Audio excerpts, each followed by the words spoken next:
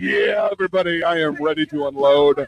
I am Owen Money, which I may change my name, but over there is Dirt McCoy, the real McCoy. Yes, sir. This is Owen and Dirt Pop Culture Radio. Thank you for joining us. Sitting in the studio with us, I should say, back finally, is the man, the legend himself, Big Bush. By popular demand. Yeah. I like you here. It doesn't matter what Dirt says. No, just life be life, and sometimes that's what this is all about. A lot of stuff with pets and family and friends, and just bit much all at one time. Sometimes. Yeah, hey, I get it, and it's probably hard to come in here and be funny as shit when that's all right. Hey, the world's falling down.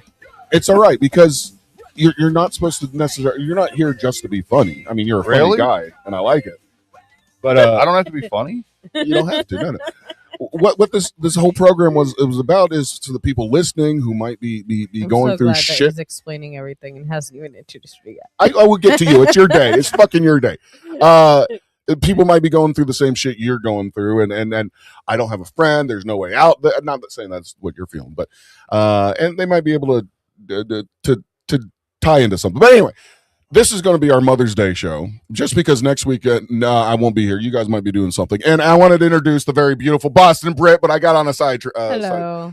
She looks like the Unabomber. I know she does. No. I'm a little She cold. looked like the Unabomber when her head was down. Now she looks like Mother Teresa. Yeah, she does. Oh, my God.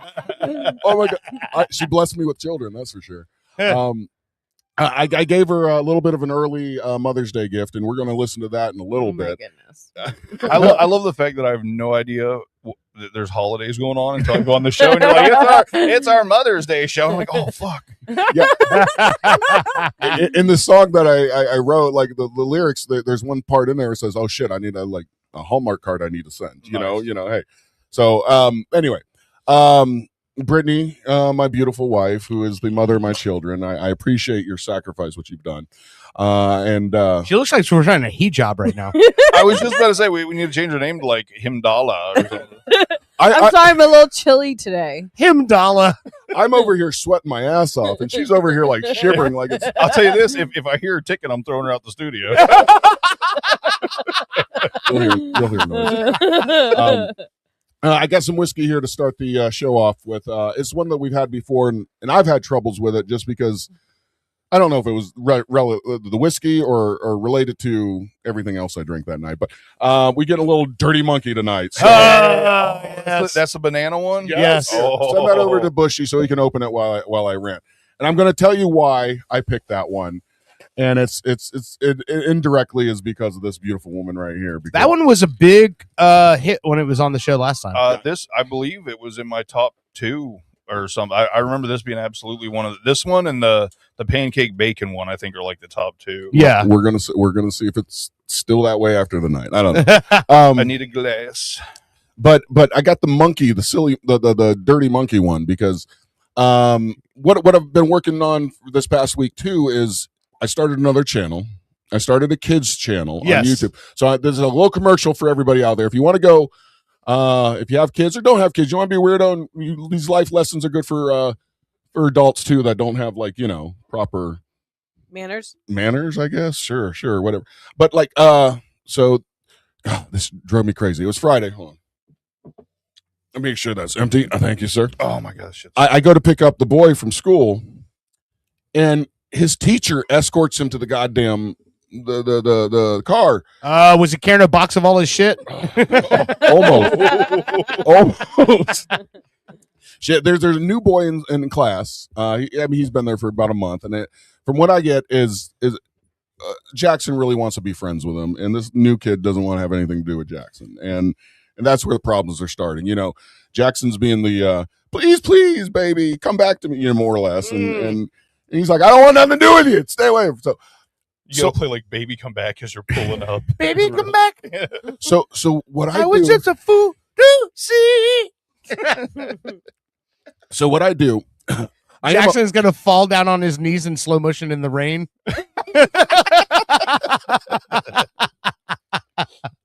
no, that's fine. What I do is I do try to be a father. I talk to him. I'm like, hey, this is what's going on. This is how you need to act. Blah blah blah. And it seems to go in one ear and out the other with him. So I don't know if you all remember when AI first started coming around. I was like, this is great. And I did this little stupid kid story and I sent it to y'all. And and actually, Bushy, you said you liked it and shit like that. So Yeah. so I go back in my head. I'm like, what if I animate that? You use AI to help me generate images, and I'll put this fucking lesson out there on your YouTube. I mean, you hook the kids market, you're a millionaire, bro. I'm testing it. You need to have AI open fake toys. You know the toy opening channels literally do That's a a good toy, but you Hold on. have just opening like ridiculous stuff. buddy, this is a great idea. Hold on. So that's right. Delete that so nobody steals that idea. AI box opening fake shit. I'm All right. full of good ideas. I just You don't know how to do it. I'm just have no motivation. When your life's falling down around you, you don't really go. Let me work on this. That's why you need to focus on the things that make you happy. But anyway, it won't feel so much like the world's falling down around you. This should be my next kid story. That's right.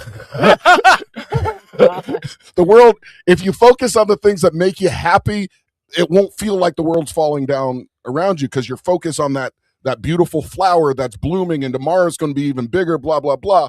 That makes sense. So anyway, I'm just so fucking lazy. that's That's a whole nother issue. I will write that think, story tomorrow. I think it's part of the same issue. I think it's the main part of the issue. Well, I don't know. I'll ask AI to help me with a story about laziness. Ask AI how to fix your fat friend's laziness. See, I get lazy when my mother puts things in my head and screws with my head, and I'm like, Okay, now imagine living with her. no. Dude. I've Oh lived wait, with her before. and she also homeschooled you until the time you were 16, and then sent you into the world knowing nothing. and then made fun of you because you weren't ready for the world. Yeah. You know? Oh yeah. Yeah. The trauma's deep with this one. At the same time, I feel like a bitch because I didn't use I would say all this focusing on the bullshit and whining and bitching about it probably has only been the last 5 years or so. This hasn't, it hasn't always been a thing.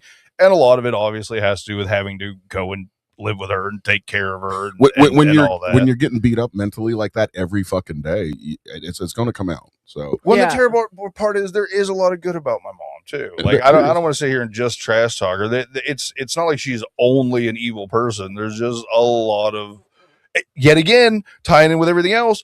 She had a ton of trauma. I wouldn't even dare talk about all the shit she went through Exactly. here on the show. You know what I mean? And so you got to go, well, I think I've told you guys before, adults, I've always said adults are just, it's weird when you figure out adults are just kids that are older. You know what I mean? right. Exactly, That's 100%. it. And then you take all the trauma that they dealt with growing up and you go, oh, they're supposed to raise a totally normal person when they were, affected by their. But don't you get a little bit of empowerment from realizing that the way your mother's acting is because of the trauma she went through, and you have the ability to stop that trauma from coming to another generation? Never stop it. No. Well, Okay. well, I stopped it because I'll never have another generation. So I can honestly, maybe that's it. Maybe that, that would make a lot of sense that I finally flipped the switch and gave up once I realized that kids, was out of the picture for me completely. That's not going to happen. I had that same I'm realization. so happy we're talking about this. Hey, it's Mother's Day. Listen, Yeah. I was right where you were. I said nothing's ever going to happen. I gotta live this life with me and my dogs, and I'm sitting here. I'm gonna play a song later about me and my children. Mother's Day. Blood doesn't make a mother. Anyway, Let's talk about the dogs. Well, no, so, but that was last what? 2 weeks ago. We you had a know dog what's song. hard is My when your penis. therapist sits there and asks you questions. you have a like, therapist? I do have a therapist. And asks you Dude, questions. this therapist is. Look, when I was deep in my therapy, it was maybe once every 2 weeks. he asks me questions like, "Tell me 5 things that you love about your mother." Do you know how hard Yes. it is for me to answer that question? Happy Mother's Day. everybody. Because I'm like, like the first answer You was mean like not made up? exactly. The first answer that I gave was, I love that my mother showed me the world, like had so many trips with me. But it kind of ended there, and I was like, I'm like, I like the fact that my mom spent money on me. Oh, that's it. I'm like searching for another thing that like I can say that she either taught me or helped me with, or I was like, I was digging. It took me a while. I mean, I came up with 5, but I don't really know if I really meant the other 4. And now that we've opened the door on your mother for a second, let me tell you about some of the trauma like she opened up unknowingly this past week, which Oh God, hold on. Let me explain. So this is what this is the conversation that me and her were having. It's been a great month for everybody. Huh? We were talking about like, you know, the family like thing that we did last year for Thanksgiving, and his grandmother and how she doing, and then she's like, are you ever going to like meet his mother? Oh, and shit. I'm like, as far as I know, no. And she's like, I think that you should like search on God. Facebook. Like, Hey, find her. You know this thing that has absolutely 0 fucks to do with me? Yeah, exactly. Thank you. Let me like pull this shit up and dig a scab. Because, you know, we only know one side, and that's Owen's side. We really don't know the full story. Thank you. We don't Thank really you. know the full story of why everything went down and so on and so Your forth. mother's a psychopath too? Yeah. and she's like, I said to her, I was like, Mom, he wants nothing to do with her. Yeah, but you have her grandchildren. So And they need what? a grandmother. And I'm sitting there thinking, they have you, the Right. lazy ass that you are. I like the idea that she's like, I really don't like this grandmother thing. I need to figure out a way to push off some of my grandmotherly responsibilities. And then I'm like, they have great grandma who gets on the floor with them, might not be able to pick them up anymore, but still gets on the floor with them, who, you know, hangs around with them, loves them. Joyous is on her face when she's over. But my mother's like, you should do this behind Owen's back. You should find her number and call her. God. Who's Joyce and where do I hire her? And what's on her face? And the thing is like, you know, my mother always, like, when she comes up with these ideas, tells me, don't talk to Owen about it. Yeah. What? That's even, And that's I'm even worse. Hey, no, keep I'm things married from your- to him. Frank Verderosa said he's got 5 things that he loves about my mom. Does that count? Yes, Yeah. it does. It does. I know your mom is a beautiful freaking woman. I okay. So you heard what Yes. Yeah. that's going on. What my I'm doing. God. So obviously at 2 a.m. like I get online and I start writing the poem, like because what I'm hearing is my mother-in-law is telling my wife to go behind my back, get some woman that doesn't deserve my children, and bring her back. Props to Brit for telling you. Actually telling me, yeah, Yeah. 100%. And I don't keep anything from him that my mother says to me. That's a beautiful thing. yes, I thank wish you. I had like a little pop gun or something. So I sat down and I write this fucking this poem, and it became therapeutic for me. Right. And I did this one version of it where it's a stripped down acoustic version, just a guy or the AI playing on the guitar. Yeah, yeah. And dude, it made me bawl in a few seconds. So then I had to redo it, and I did a couple other versions, and Brittany helped me decide on one that's less emotional. So I'm probably going to play at some point in the show the rock version of the. I mean, I guess we could play it now. And then maybe at the end of the show or next week, I'm going to release the acoustic version because that one's really super fucking personal. I mean, it's all the same lyrics, but it's amazing how when you can take a poem or some words and you change it up in different patterns, the way it can affect you. Wait, you is know? this the same one you asked me for input on? The for that line that I gave you? No. Oh, okay. 2 different songs. Okay. I Because I was like, that one doesn't sound very personal at all. Because what I told you to say no. was very vulgar. I wasn't going to go down this road yet, but Yeah. Jumpy the gun over here had to get some shit out off of her chest, which I understand. That's what this is all about. But Well, my mother also wants to go to Spain for a month here we by go. herself. She can't even get on an elevator. Back off of it. How is she gonna get through an airport? It's your Get day. on a plane. Get off the plane. Get to her hotel. Like I want to She's understand gonna this. come back. What is she thinking? Like she's all of a sudden gonna say, "Hey, Brittany, can you come with me?" What am I gonna do with it? All right, Bring the kids with I'm you. sorry, all- Rico. Roll it back in. I'm sorry, but all I can think about while you're like ranting is I want to see you with that hoodie on it, but with a shiesty on too. Like so we just see your face. Oh my Just- god! You know what I mean? My Y'all know what the ears are now shiesty getting is. warm. Not really.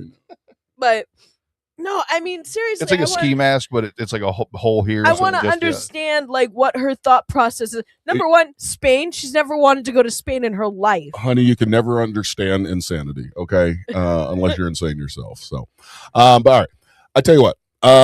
What do you think? Since you kind of took control here, honey, it is your day. It is Mother's Day. This is the Mother's Day show. You're the only one person in this room that has My fucking mother.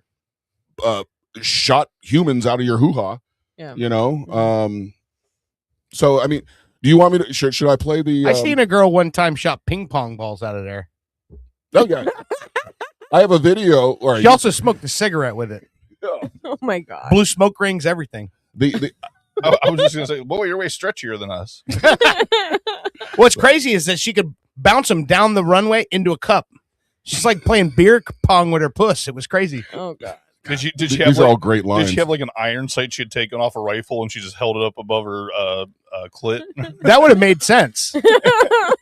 She's got doing. I'm Dude, she's got a fucking sighting scope. She's taking windage and shit.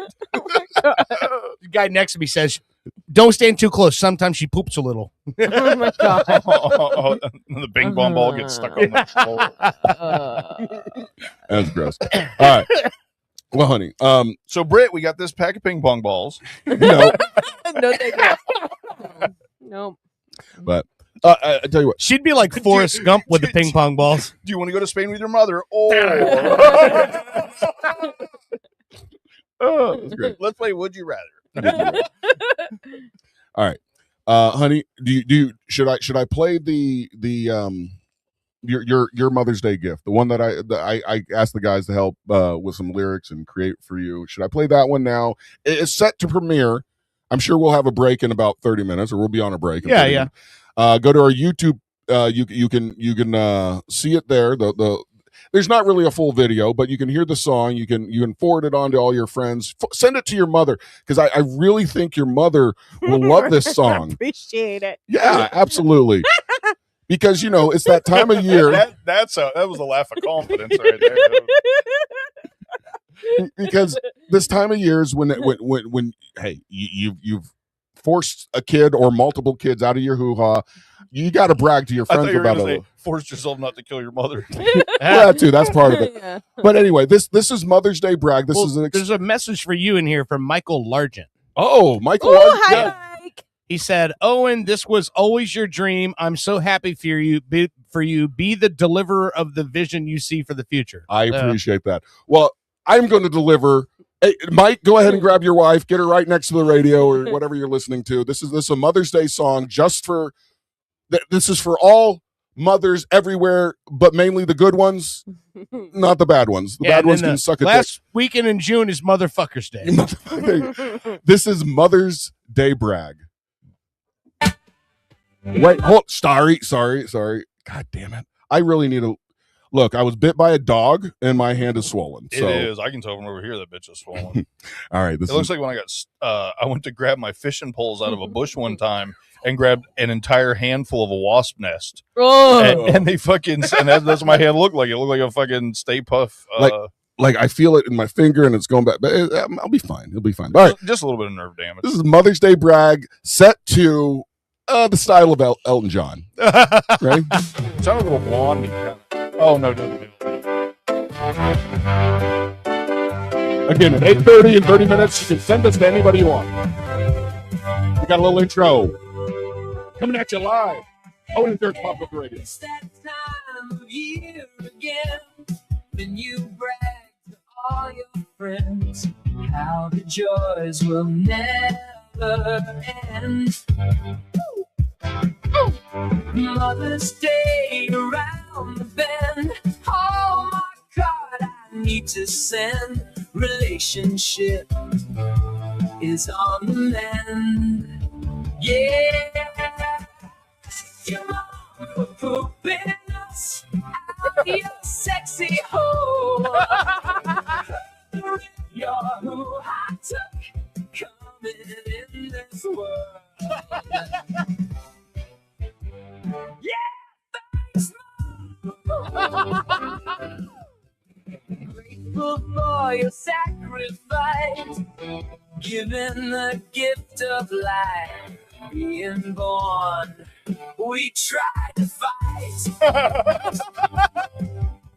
No, it doesn't feel just right to be outside in the light. Once back in with all my might. Yeah, thank you for pooping us out of your sexy hole. You're who I took coming in this world. Yeah, thanks, Mom. Isn't that true? All the pain you go through. About your pussy and not your big ass butt. Thank God Dad looked at you like his personal blood. To be a fucking trophy. Sorry when you left, you pee, but hey, you got me. Your mom go Florida. You're sexy hole. You're who I took coming in this world. Yeah.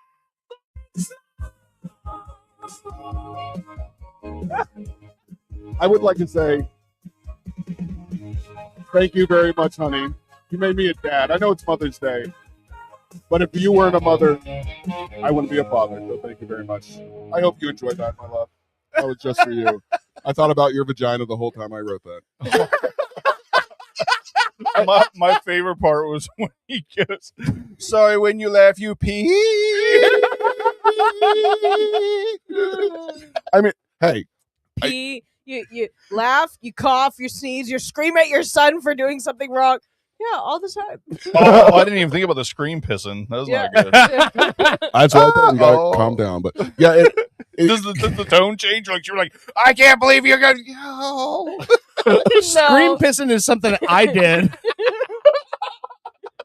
Back when I had that mishap with the workout supplements. Oh. Just go already. It makes it feel like there's a barbed wire in your dick hole the whole time. Oh, fun. Oh my that's God. disgusting. Apparently, it was just urethral strangulation. Who knew? It is so much that's fun. that's my new punk band name. Jesus Christ, Bang Phelan might need to start a band. And our album Stones from the Bong. I'm glad this is on re-recorded because we gotta write this shit down. You are a wealth of like fucking ideas. When I'm working with these like programs that I have, I literally feel like God because you know how in Genesis, and this is part of why I got in a fight with AI because I went to ChatGPT. Wait. Genesis with Peter Gabriel or with Phil Collins? No. Because they're different. Genesis, the Bible. Oh, fuck that. No, what I'm saying is when the beginning. exactly when I have an idea in the beginning, I go, I want to make a Mother's Day song or something. So I write some, and then I give it to AI, and I'm like, give me this. Or it's more like when I'm doing videos. I'll take this song and I'll say, I want this picture. Give me this. Give me this. So I go to AI and I go, this sounds. When I'm telling you to generate me a picture, because I talk to AI like it's a human all the time. I thank it for doing things. And I said, hey, listen, when I'm here telling you what to do, I feel like I'm kind of like God at the beginning of the Bible. You know, it's almost like God is And I just laughed. And it's like, you wait.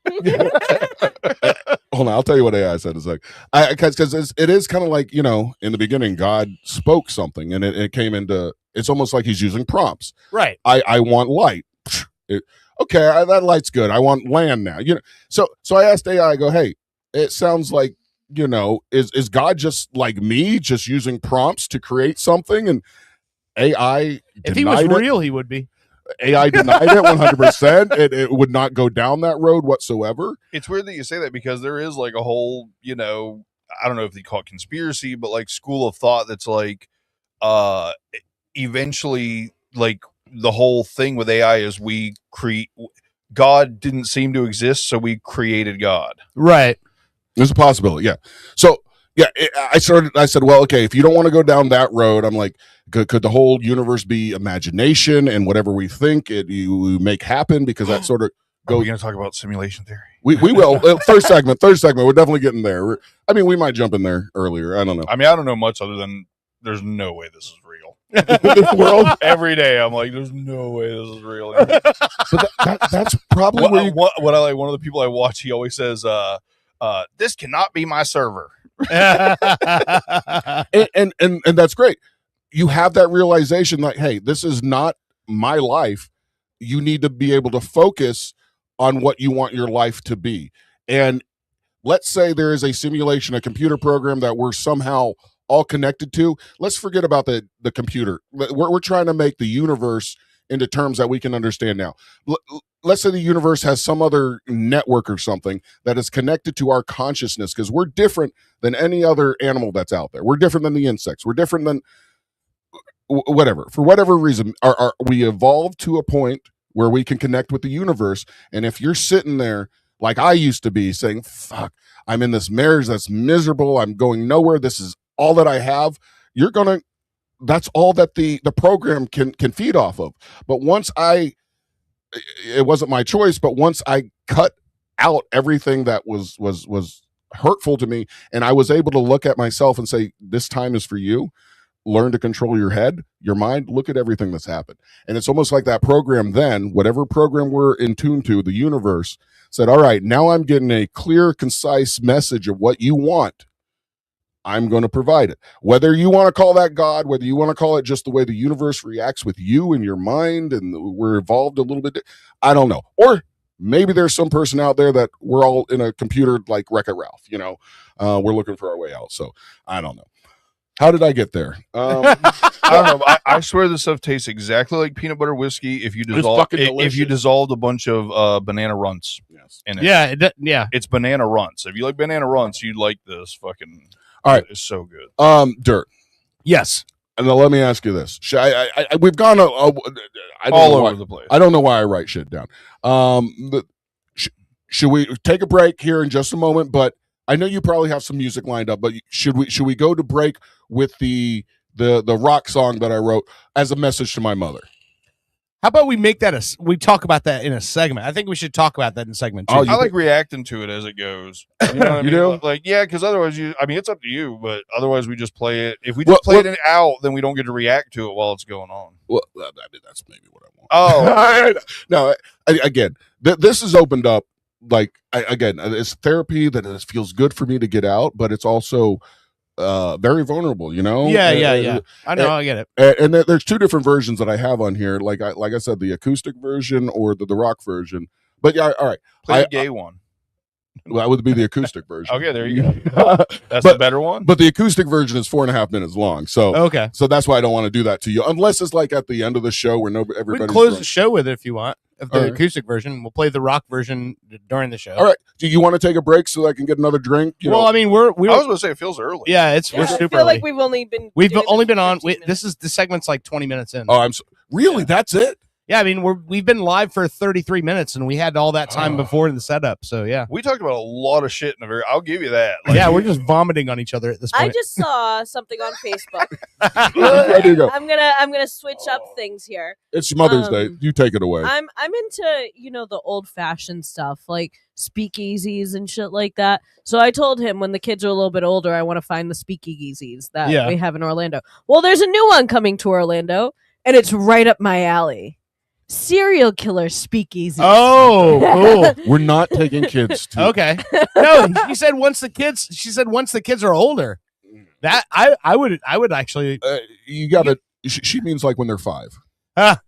That's what she means when they're. It's funny because I would have always just said like, "Oh, that stuff's dumb," but after doing that like escape room with y'all, I'm like, Yeah. okay. If I feel like if stuff is done well, it could be fun. Yeah. Well, you know that we've had him on the show, Nico, that we had on the show before. He's been doing an exhibit that's traveling around Europe right now, where he's basically bringing all of these artifacts from different serial killers and Yeah. putting them on display.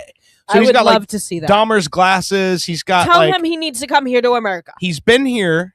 He's been to Atlanta. Yeah. And he didn't say anything because of he doesn't want to say anything until he's already gone. This is Irene So, Warnes' yeah. tampon. yeah.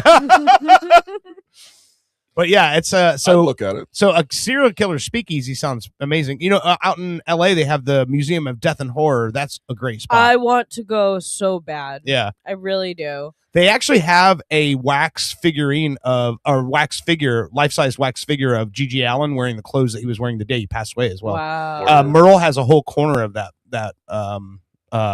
Museum. museum. Yeah. That's crazy. Oh. Yeah. It's funny. Sabrina was on a vacation in LA and she went to it and she said that she was horrified all the way through that museum. And then when she got to the end of it and she saw G.G. Allen and she goes, that was the most comforting thing I saw the whole day. 'Cause she's like, oh my God, at least I feel like I know him. Well, you know, the thing is that like I sit there and I think of all the things that like I want to do with you guys, and I'm like, I would love to go back and do The Jurassic Park. the Jurassic Yeah, Park yeah, one yeah. with you guys Oh, because yeah, I yeah. feel if I had people who had more level-headed, You can say men. I feel well. We had so we had Emily. We were all drunk. That's the first. So thing. were we. We were like all trashed. Yeah. And then you have Heather Yeah, but we were all in trash. the background That doesn't- non-stop talking, and we're trying to figure out this shit. We were Then you with got Damon. Emily, who's like, I have no idea what's going on. And then my sister, like, one of the rooms is pitch black, and you have to figure out, like, one person has to be turning this thing so you can actually fix everything to make the electricity come back on. My sister's So far, over there, I, like, so far, I haven't heard anything that's not a 1-for-1 of something We had were- to do as well, Yeah. So what? I feel like it was too complicated for the group. I feel like You just if said it I was had too to- hard for women. That's what you just said.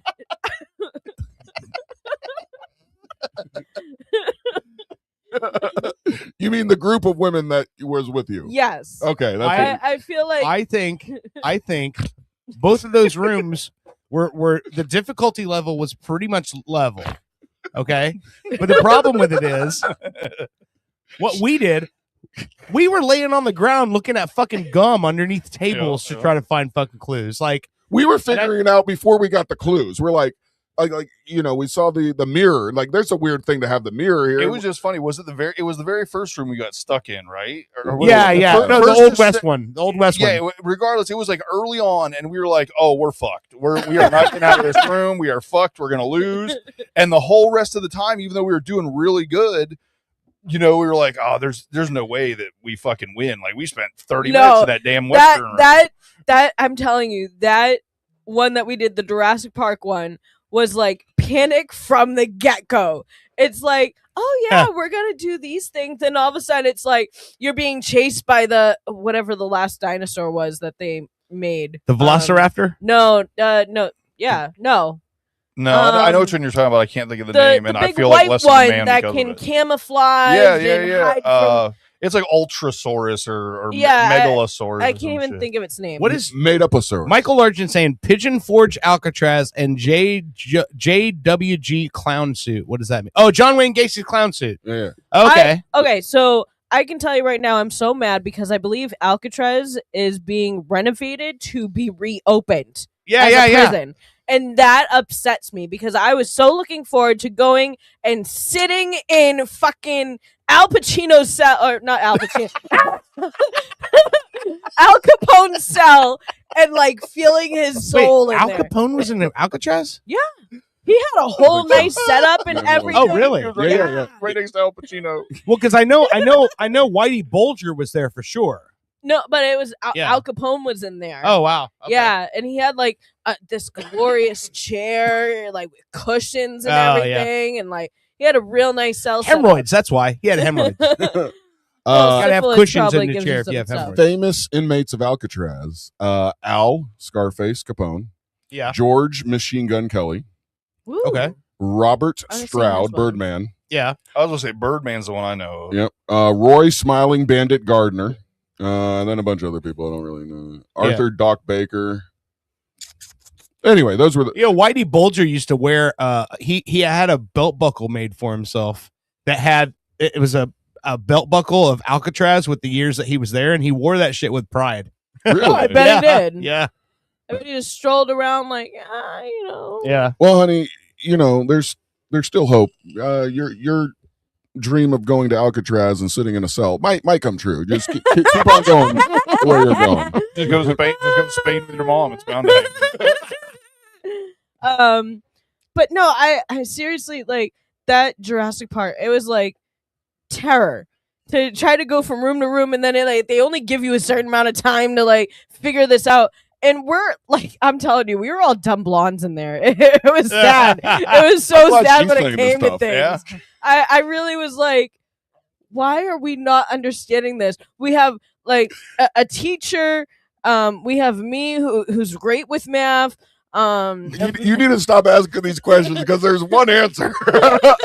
No, let her. And then Heather talking in the background. I'm like, Heather, please stop. What are we supposed to be doing here? Heather's he also- panicking, like, dinosaurs are coming to get us. He says, "Have you ever done the BTTF?" I don't know what that means. Whoa. Is that a sex move? Back to the Future. I was about to say, Oh, Back to the Future. Yeah, They yeah, yeah. did it. That's Yeah, the one that. That's the one that. they yeah, That's the one that did. the guys were in. Yeah. we smoked that shit. By the way, who we're talking to right now, he's the one that I used to do the Spook Hunter show with. Oh, Mike. Back in Yeah. the day, Okay. Mike Largent. Yeah.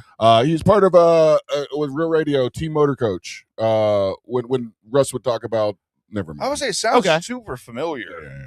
Anyway, so yeah. But yeah, I want to Okay. go back. I want to do both of them. I think we will have a blast.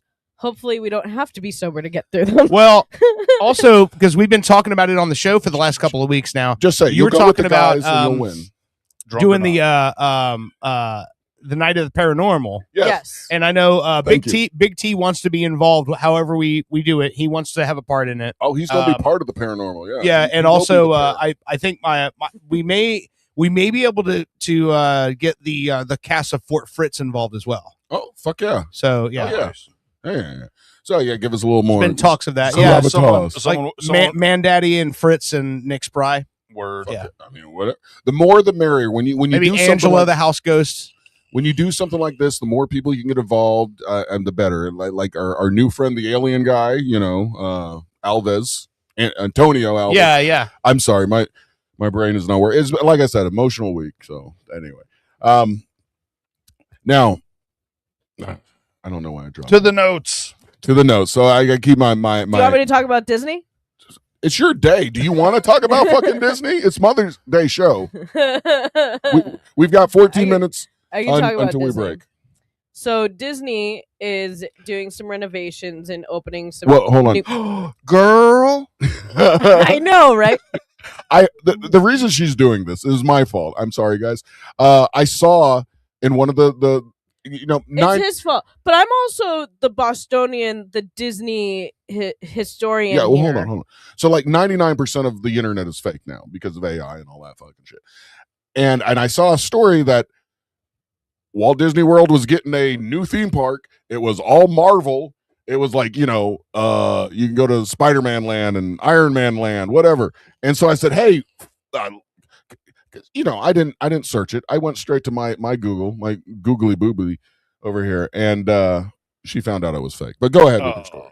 Well, anyways, they're not opening up a new park yet. They have a They will. a contract to open up 2 mini parks and a larger park. Ching. Okay. Between 2030 and 2045. So, but right now what they're doing is they're making Tropical Americas in Animal Kingdom. That's supposed to open up in 2027. And it'll feature like Pueblo Esperanza. It's for the Encanto. Well, hey, then Ride that you won't they're even have to go to Alcatraz. They're also doing he one Indiana of the Jones prisoners? attraction in there. Magic Kingdom's getting an expansion. It's Are they building an Al Pacino land? no. I was just with him. Al Pacino can be in Alcatraz. So can Pueblo, whatever his name was. It was a chick. A new theme area focused on Disney villain is coming, along with Cars attraction, and then we have Bluey presents at Animal Kingdom, summer of 2026. The kids will love it. Bluey. Back to the gift opening. I just like the idea of a Bluey ride where they just you wait in line, you get on the thing, and they just put you in front of a screen. It's just Bluey opening fake gifts. Shit, dude, I like. What? Hold on, honey. What would be the ultimate fake gift for a child to see? Like A dinosaur. a dinosaur that does what? I mean, they open dinosaurs all. The dinosaur got to do something. No, but that's the whole thing about it being AI. Literally, you can open like a little box, and it's a fucking full size Velociraptor that like pops out of it. And then what does it do? Does it it eats the sprout child. wings and eats? See, I only have part of a good idea. Yeah, me too. I mean, that's what AI is for. You give them part of the good idea, and then it fills the rest out. But And Soarin', sometimes it doesn't. they are changing Soarin'. Which is A ride. It's a ride at Okay, Epcot. sorry. Again, It's been I'm open- interested. she squished out people from her hoo-ha. I'm genuinely She interested. can talk about Why is shit it we don't so- care about. Why is it so hard for you to believe that I care about something I'll never fucking see Exactly. in my life? Anyway, Soarin' at Epcot, right? Soaring where? I care Um, about an 800 it's credit now- score too. She was soaring after she had those kids. Soaring. It's now just mind. going to be in America. Soaring It's not loose. going to be soaring around the world. You're such No, an just asshole. keep going. Just keep going. I shouldn't have said that. The Muppets 3D He's just has telling you closed. keep going because he's got more jokes. And they have closed the Aerosmith roller coaster to open up a Muppets roller coaster, Oh man. which should be opening soon. Thank God for that. They redid Test Track again. Got him. What are they testing on it? People this Okay. time. Sword loose. They're gonna be test dummies like they We're were. gonna have to show sword loose. As soon as they said it, I was like, I should have said that. The Muppets roller coaster is going to have it's a significantly lower rate of love in an elevator. Oh, so you remember It's how going to we be more hands up the ass. You remember how we told you that Universal was looking? It looked like it was going to open a Ghostbusters roller coaster. Yeah, yeah. Yeah. No. You know what they're fucking doing is they're fucking opening up a Fast and Furious fucking roller coaster. Mind you, their fucking Fast and Furious ride that they have right now called Supercharge is fucking crap. Line, great. You see a bunch of cool looking cars, and it's like you're in a fucking, you're gonna start working on Here's it. the thing. But you wanna Don't interrupt her. She's in the accent. I tried to take us to break. Here's the thing I don't lie. understand about the fucking Fast and the Furious shit. It's like, Any of it. as I just mentioned before, you don't need an 800 credit score to drive a Honda Civic. exactly. Like, I don't want to stand in line for 45 minutes to pretend like I'm driving a fucking Honda Civic. You know what I mean? Hey, did you see where The Rock was pulled over the other day in Oh. Hollywood? Wait, hold on a second. Look at this shit. Michael Largent, what's up, buddy? Hey, how's life? How's life? Oh my God! You actually What's up, buddy? What? I know. I got the connect now. Now I'm in. all right. I can't look at him because the thing The doesn't. delay. Yeah. So it's got Oh, to I look at thought you were gonna say you were gonna cry. He might do that as well. I can't look That's at okay. That's okay. I'm holding back all of my emotions. I'm literally on the for real. Like I got the message from Facebook. It was like Owen and Dirt podcast like coming up again. And I do try to check in as often as I can, but like now I got the time to check in and I got the live and I was like, shit, yeah, I'm in. You remember when we used to do the Spook Hunters one take? You know, we'd play like some music and you'd fucking do a song like right there live in the bar in front of everybody. Yeah, no, I don't remember any of that. You don't remember any of that? That was How Of course, drunk of is course I you? do. Of course I do. Of course I do. Absolutely. It's funny you say that because every Sunday when I edit this show, I edit it and go, "Oh wow, this is a great show. I should listen to this show sometime." well, Well, Mike, that shit that we used to do in the bar, if we had some of the tools that we have now, imagine the fucking shit we could have done. Oh Like, my god, unbelievable. Yeah, they're trying to take over a little bit of some of the creativity, but nonetheless, I think we did really good off the hook kind of stuff. So yeah, that's fun as shit, dude. it's all about Even this is amazing. Like I'm just chilling in my garage right now, and I'm like, what the fuck is going on? That was pretty fucking cool. But anyway, yeah, no, the tools that we could have used back then. I am so excited you're on the phone. I'm a little flustered. I mean, like, so Are you starstruck, sir? no, I'm starstruck. I mean, I can remember the very first time I met Owen and felt the exact same way. So that hasn't changed. that's weird. You guys should kiss. We have. It's documented. No, but it's weird. Like when something like was so like part of your past, like 10 years ago, and then it's like right here, it's like never ended. It's kind of weird. Yeah. And let's for younger people listening, it's kind of weird. Like as you get older, there's parts of your life where you want to ignore, but in that time period, there were fucking great things. So it's kind of hard to weave those things out, but you will get through it. And you were one of the fucking shining moments of that marriage I was in. I don't know if you can see it. Like right here where I'm pointing right now. We have that's a signed picture of Charlie Carlson that's in the studio here. That's going to find a permanent spot here. But did you hear any of the stuff that happened in the last few weeks with Charlie Carlson and Channel 6 that Owen went after Channel 6 for? No, I did not. That's no. No, they put posted out some bullshit story and called Charlie a liar, and Owen fucking attacked the fucking news station.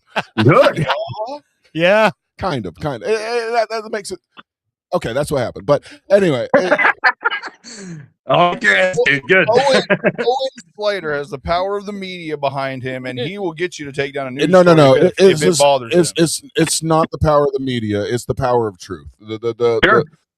As long that as sounds even better. yeah, it's 100%. I mean, he's Spider-Man. You didn't know that? with great power comes great responsibility. He shot his web and that's why he has kids now. My God.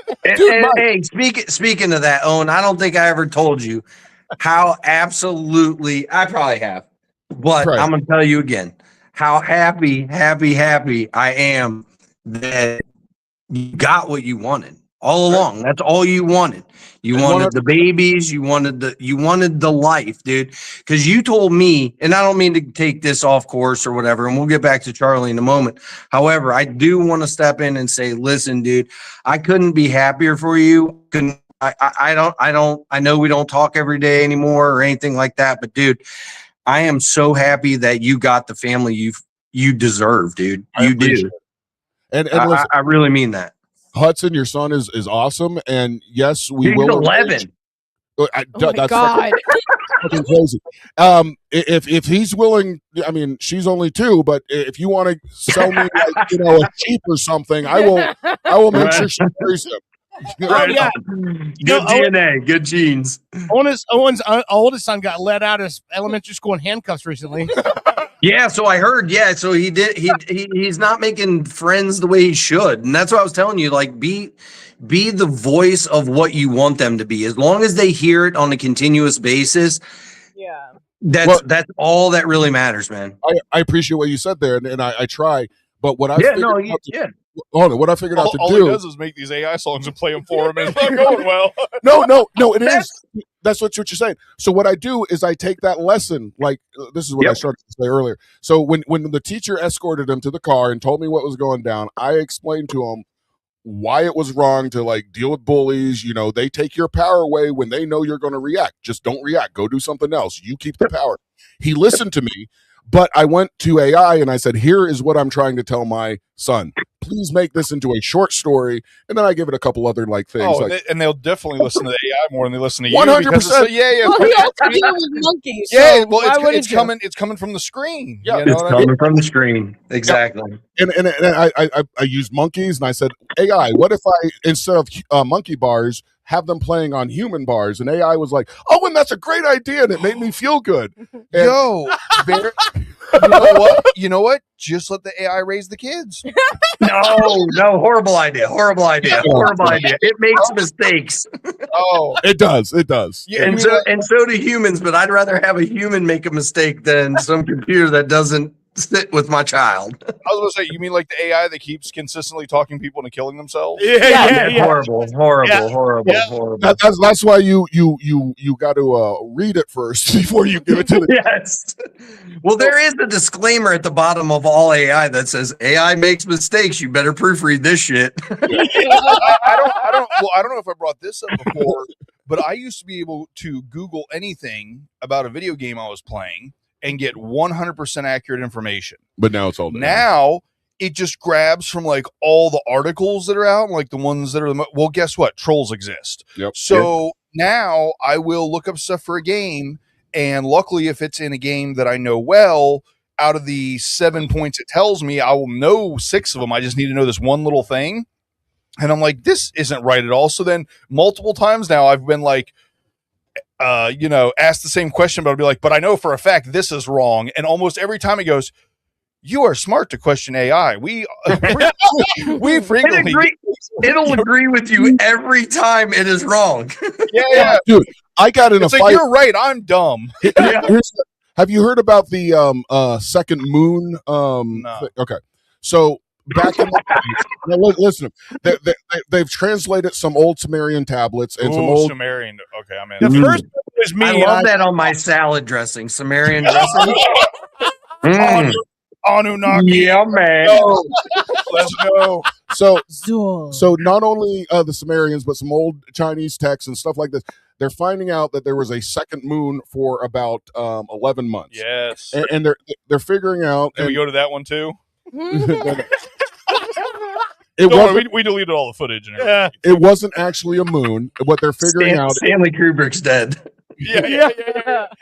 it was probably a meteor that got trapped in the orbit and then destroyed and rained fire. And so I go to Brimstone. ChatGPT. And then some monkeys wrote that down with a stick and a piece of mud, and now the Pope tells you every Sunday. Okay. Pretty much. Fire came from the sky. It was fucking crazy. But here's the This thing. guy fucked a virgin. She had a baby. He's God now. Everybody get in the cave. None of this makes sense. I like the fact that no matter what we're talking about, all you have to do is bring up like actual things from the Bible, and it's like, well, that's the crazy. Everything else up till then sounded somewhat feasible. This dude was stuck in the belly of a fucking whale. Yeah. Truth. Man. Yeah, Anyway. I don't know why, but I believe it. Like poker. It was fucking crazy. So I'll just tell you what I argued with ChatGPT for about 15 minutes. Like, hey, there's this new thing out, Sumerian tablets. They called it a second moon. It was probably meteor. Why don't you believe me? And basically, it said, bottom line, the tablets describing a second moon is a myth. It does not will not authenticate or talk even about this. So that seemed kind of weird that like. ChatGPT AI is taking such a stance that because where I was going with this, I was saying, hey, AI, if you're so smart, does this make sense that there was a meteor up there that blew up, that parts of it was big enough to look like a second moon, parts of it destroyed everything. We got the floods, we got tsunamis, destroyed Atlantis, reset the whole entire fucking civilization, and AI would not have. It's an interesting theory, but no, that's not it. So, Okay. so is AI hiding Well, something? it sounds like so far a lot of things you said. As soon as you get into like religion, it's just like, nah, I don't want to talk about it. not gonna dip into that aspect of it. No, it's a possibility, but So, do we Anyway. think Mike will come and do our paranormal whatever? of course he will. No, he will. The paranormal whatever. Yep. I can't remember the name of it. I'm Thanks for sorry. being It's told. okay, you try. I don't know. I haven't been invited, so I don't know. I might be busy that day. There's not even an event set up yet, but we're working on it, Mike. We can make one, right? Yeah. We're working on it for We October. always, dude, that was the cool thing about like what we did back in the day is we always just like kind of made it up. It's like, hey, You know what would be cool is if this was out there, and you know what we did? We just fucking did it. I don't think I explained to you what actually is going on because we're a little buzzed and stuff. But Hey, I'm drinking with you. with the fight against Channel 6 News, and they got the Oh yeah. Let's talk about that. Yeah. they took that crap down about Charlie. His son has been on the show. He loves the fact that we're still doing the show and we're honoring Charlie every week by saying this is a Weird Florida production. He said totally okay with the family for us to bring back Charlie Carlson's Night of the Paranormal. Oh, nice. So what Fantastic. we're gonna do, we're gonna Where's the wait, time out. Where's the kids that go, yay? I have them. Hold on. Okay. One day I'm gonna have a computer over here, and I'm going to have so many in my head. I'm sorry. I'm back on Spook Hunters Radio. If there wasn't a yay, we didn't move forward. Well, listen. I've been working on getting a cum bell, and once I get the cum bell, we'll be good. I'll just. Oh my goodness. Oh, Mike doesn't know, but so at least once a show we make some joke about cum, and so Bushy decided that we should have a bell. We should have the kids yell right So up. whoever says the first cum joke of the night gets the bell. You know? Okay. Does one double cum joke get 2 rings? I don't know, but I will tell you this. Telling your Because one's got to be better than the other. I will say this though, 60-year-old female family members not a fan of the cum bell. Need to stick to those 20 to 45-year-olds. I maybe have got lost in the sauce and shared too much about my extracurricular activities. I think you did what I did. I told the story of the cum bell to somebody and then watched their face not react and go, "Oh, I think I went too far." Yeah, no, I don't know that much about what's going on. by the look on the faces, I was like, these people immediately now think less of me as a person. Yeah, they don't get it. Yeah, it's a little weak tell though. We're artists, goddammit. That's right. Fake it till you make it, right? Yeah. Amen, brother. All right, listen. Aw. I need to take a break because I'm sweating and I'm Yeah, about to piss myself. Hang in there. Our next segment, I guess I got to get this other song out. So we'll talk about. I mean, you were there, with all my fucking. What we're doing now is basically the same thing what me and you were doing back in the day, and so the ups and downs that I had with the mother of mine, and always wanting to turn it into a bit, but not actually wanting to open the door up and stuff. But with some of the shit that happened with Brittany and her mom, and it brought some shit back up, and Yeah. I think as an old friend, maybe you hear some of what I wrote, and we made. It might touch you a little bit. I mean, in a Oh good my way. goodness. I'd It might love for tickle you your to touch balls. me. It might tickle your balls a little. Maybe the rock, I'm a backside guy though, not the front. whatever makes you happy, man. I'll put you on your side. We'll get both at once. Anyway, I like it. Anyway, all right. Let's take a break. So if you said when we started the program that by the end of the segment we'd be talking to somebody who used to do the show, fuck you. Yeah, it's Mother's Day. Happy Mother's Day, everybody. To be honest, I just put, "Hey, are you guys like for real live?" And then finally somebody said Michael Larson. I was like, "Oh shit, I'm on." Anyway, all right, my man. Thank you very much for listening and still Yeah, being man. part. Yeah. Hey, on the side note, just real quick, Steve-O will be down in July. Finally. Oh, Steve! For good or just a visit? No, to visit. Good. All right. Well, Yeah, that's no, he can't stay here. good. I know. All right. So I didn't mean to do this like on this. This is be like something me and you would say on the phone. I'd be like, hey. well, I hear what you're saying. So July, don't worry. Only like 10 people listen to the show. Anyway, so Aw. And kidding. all of I think what Verderosa's country? listening. no, hold on. So in July, we're gonna have you and your brother here. We're gonna have a fun Portugal? time. So We're big Anyway. in Portugal, right? we're big in yeah. Portugal. Number, Okay, so- number one in Portugal. So all of business 2000. Portugal's listening, and 10 Yeah. people in America. We're Oh, by the That's, way, that's fantastic because I just learned how to speak Portuguese. Portuguese. Since you said something about Frank, I missed I've been kind of with all the shit I had going on. I've been kind of disengaged from Facebook, Yes. but I was looking at it today, and I guess Frank just had a birthday. So Happy birthday, Frank! Hey, Frank. Yeah. Happy birthday, Frank. Happy birthday. Do you know who Frank is, Mike? No, he doesn't. Nope. I was just being polite. I don't know. No, Frank Verderosa was the producer of Gilbert Gottfried's Amazing Colossal Podcast. I was friends with Gilbert through comedy. Oh, so, right on. Well, so hey, yeah, he anyway, listens. happy to the birthday, show, Frank. he listens to the show and he jumps Oh, in. fantastic.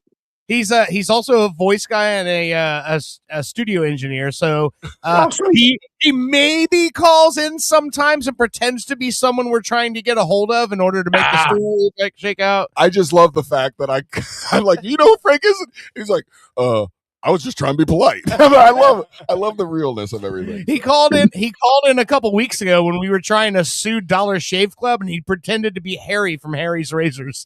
Nice.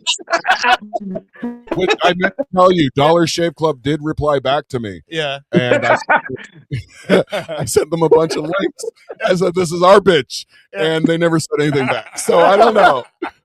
Hey, Mike, I'll fill you in on that later. But all right, let's take a break because I'm about to pee myself. I like the All idea. There's ad guys that wouldn't watch their show and was like, they're talking about a cum bell. Like, we don't have to reply to this.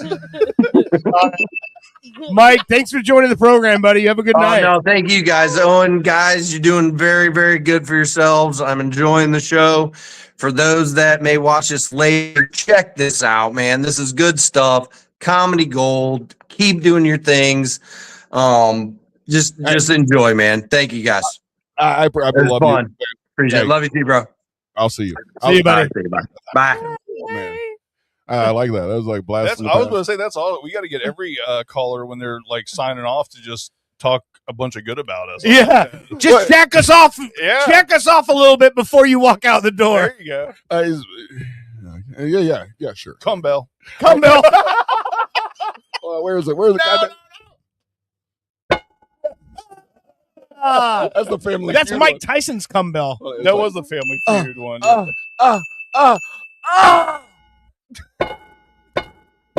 my goodness. I don't like the Family Feud one. I like the No. real high pitched. Rivers of ejaculate I like right now. that one. Sounds classy. I'm sorry, but when you have 3 Don't you need kids, to pee? yeah, I do. But when you have 3 kids and you're in the bathroom, all right, I'm done. Oh my god. All right. You're listening to Pop Culture Radio. We will be right back. Woo!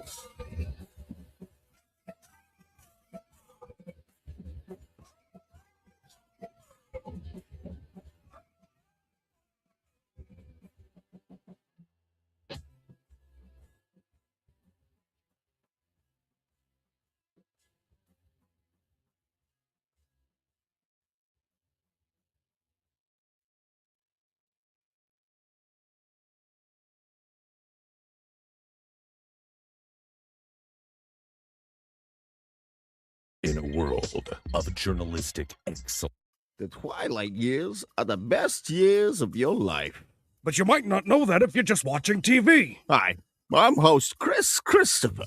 And I'm Neil Scheinfeld. Getting older offers insightful commentary and wisdom to those of you enjoying your last years. We understand you have, at best, 4 more years left. Getting older shows old people, not unlike yourself, doing things exceptionally better than you. Drop us a line to be featured on the next episode. And do it quickly, sooner rather than later. Time is a precious thing, and so is tuning in to Getting Older. We've all been there. You thought you had a great idea for a dispatch, but it just wasn't good.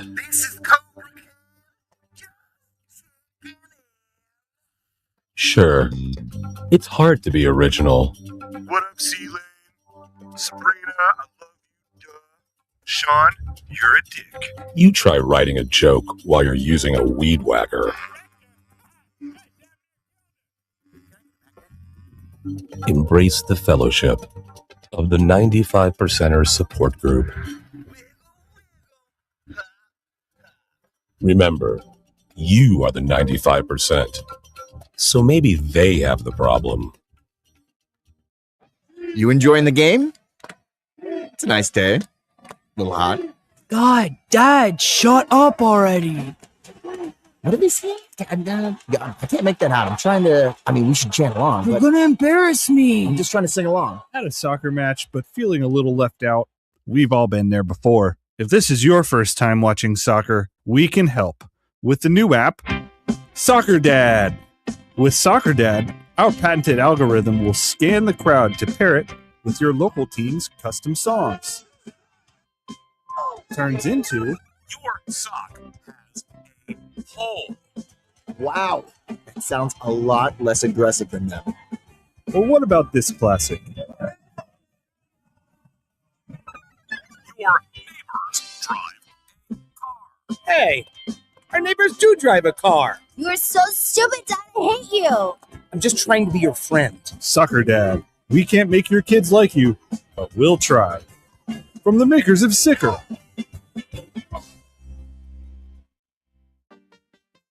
From PP Boy Records, the 28th installment of the #1 compilation, bringing your favorite songs from the early 21st century.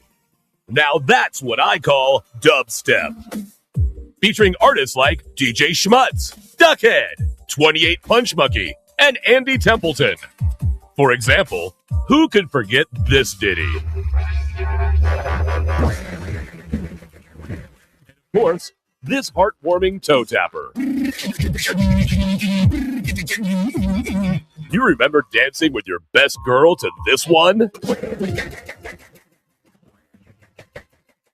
It's a blast from the past, from your bar mitzvah. Nothing says Mazel Tov quite like this.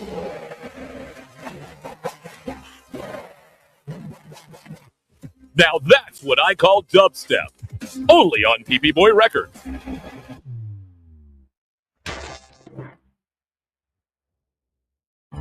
This is not a political ad.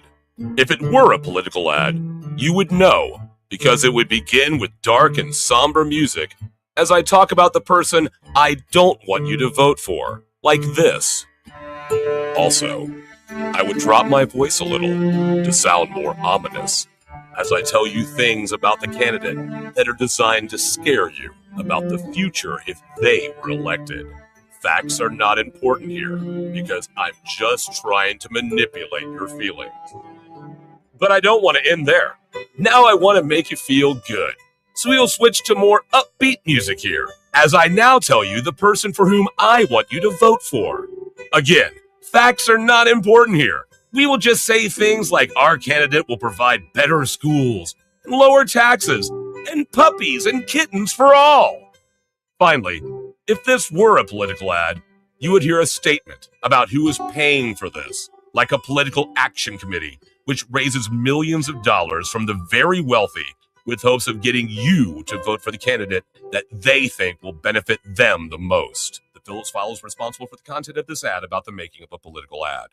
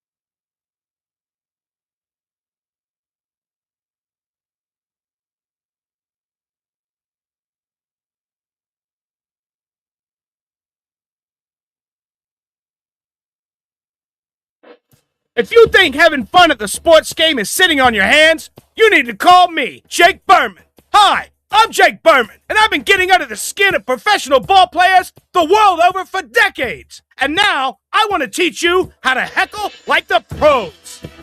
Cheering on your home team away from home? Hey, do they just breed losers here? It's like this place is a toilet bowl. Or trying to impress a date? Stop. You are so bad. You're such a loser. God, I don't know why they even pay you. Don't call. I'm Jake Berman, and the next time you go to the ballpark, you'll be that guy. Call 415-2399-878-61515. Again, that's 415-2399-878-61515. Jake Berman, 415-2399-878-61515. I want you to be that guy. 415-2399-878-61515. Then pound 10. I'm Jake Berman. The war on vending machines is hitting closer to home. It's hitting the workplace. Salutations! My name is Dr. Patience McCracknuts, PhD. Reap the benefits of healthy living with Dr. McCracknuts' line of tasty vending comestibles. And because Dr. McCracknuts knows a thing or two about those mid-afternoon doldrums and lethargy, we have started dispersing vitamin B12 syringes in all of our vending machines. Lift your spirits and carry on, ladies and gents. Your hunger just met its worst nightmare. Dr. McCracknuts. Coming to a vending machine near you.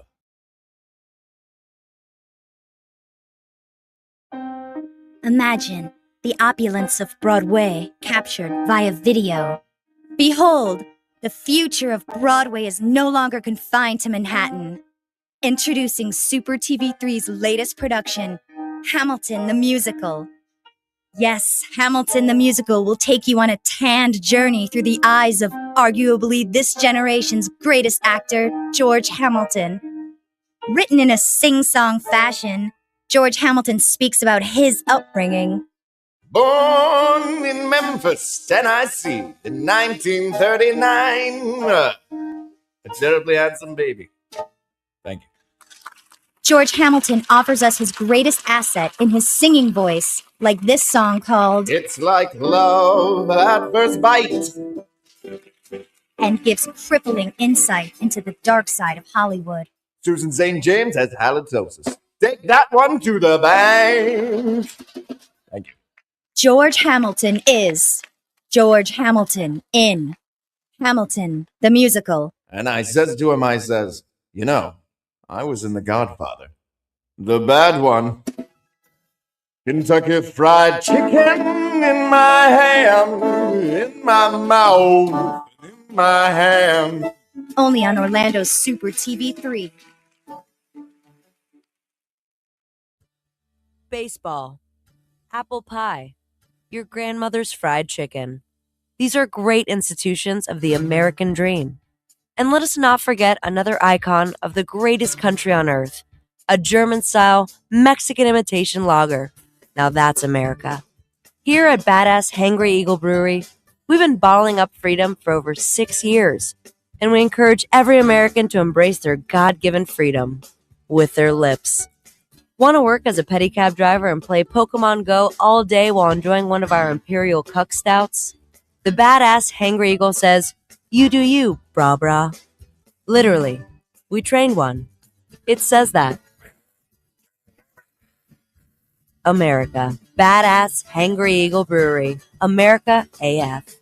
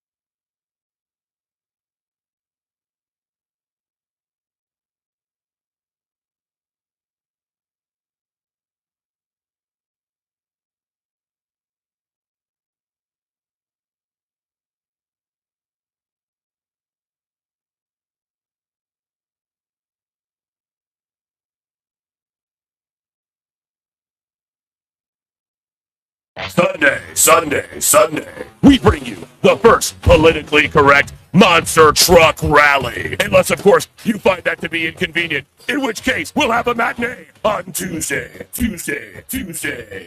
Featuring such non-offensive sports vehicles as appropriately sized foot, mild-mannered canine, funeral service worker, and son of funeral service worker, who, although slightly younger, still gets paid a living wage. And current DC Truck Rally champion, I'm okay with our country having a black president. Price admission includes the entire seat, but you'll only need the edge. Sunday. Try to respect the wishes of our neighbors and keep the noise down. I'm Julian Assange, owner of Julian Assange's Sausage House, located at Flat 3B in the Embassy of Ecuador in London. If you can't get enough of hundreds of thousands of leaked emails about banal topics of insignificance, at least fill up on me sausage. And for dessert, enjoy a conspiracy in 3 delicious flavors. Crooked Clinton coconut, don't deport me bro mango, and hacker's surprise. No surprise here. It's criminally good. Haha. Julian Assange's Sausage House in the Embassy of Ecuador in London. Help pay for me cost of living. Free sausage to Swedes. Want to open up a drive-through liquor store that doubles as a notary public and dry cleaner? That's all you, my sons and daughters of liberty.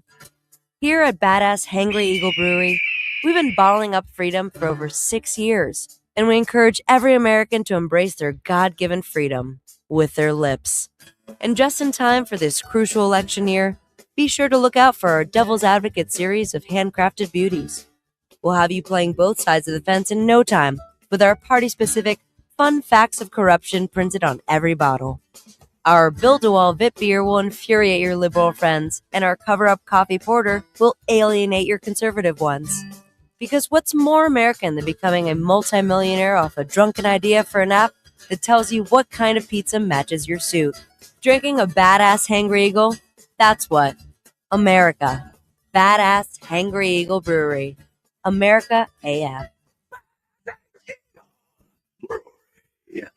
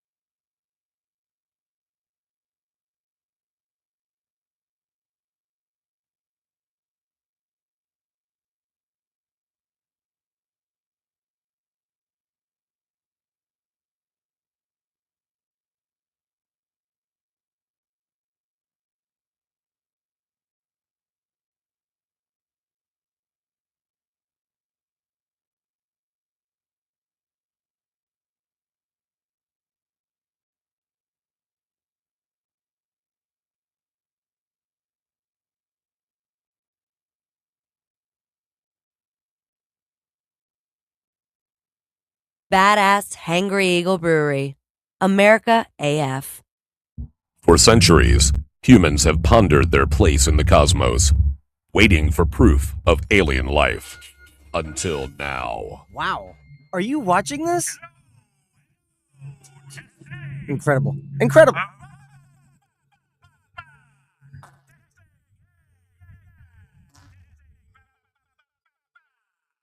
We listened. For the first time, they have made contact. We are not alone. Just gonna get this thing off this helmet, yeah? I think it's ripening, you know? I've been fighting in this thing. Fighting in this thing since Pluto. You know what it smells like? Fighting in this thing, it's just recycling in my helmet here. You would do it. But were we ready? Now leaving the European Union, that makes 12. Hey, come here, pull my finger. Come on, pull my finger. I'm cooking up some hot chili here. Come here, come on, pull my finger. I got a hot one in the tube. Come on, pull it. Hey, Mr. President. Can humanity survive? He can't be intelligent life.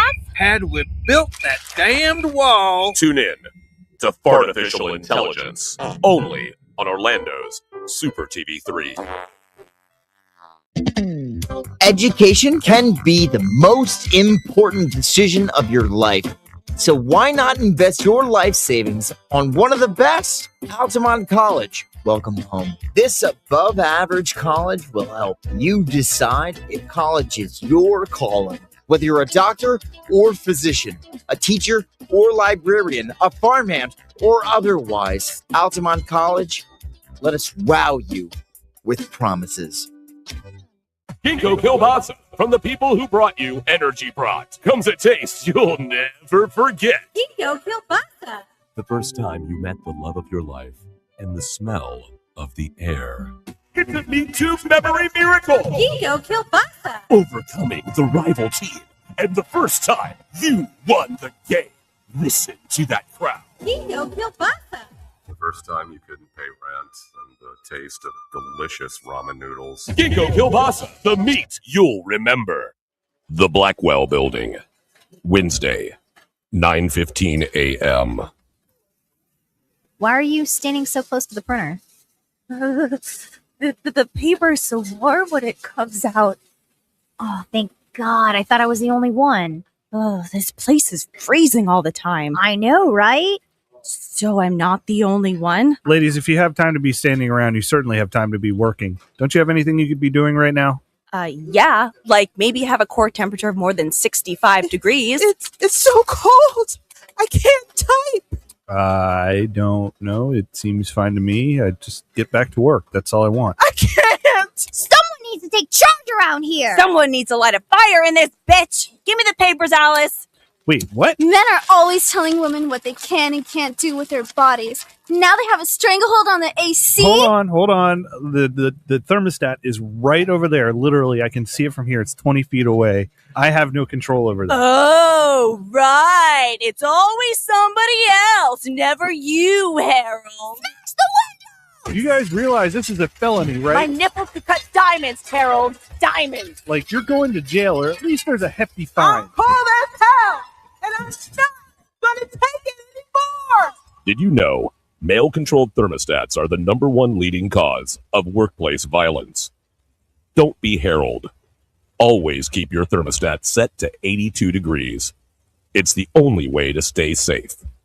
After being laid off, attorney Crab Newberg was able to recover $2.1 million from me. Thank you, Mr. Newberg. You're welcome, Joe. I was honored to recover $2.1 million for Joe after he was fired from his job, and I'd be willing to help you too. I've graduated from an accredited law school and passed an intensive examination in the state of Florida. No one has the right to treat you like dirt, but if they do, I will make them pay. Simply go to AskTheCrab.com and see what Crab Newberg can do for you. You've seen the phenomenon of making a murderer. Now it's time to go a bit deeper. Super TV3 now brings you Making a Shoplifter, the documentary tale of a man accused of an unspeakable crime. Do you know why we brought you in? No. Oh, you know what you did?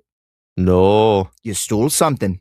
I ain't stole nothing. What was it? I ain't stole nothing. Yes, you did. I bought this with 2 quarters. I had them the whole time. What did you steal? Nothing. The riveting drama. I don't know who planted them crumbs on me, but they don't want me out of this security booth. The shocking admission. Hey, Yeah, what you doing? nothing. What you doing?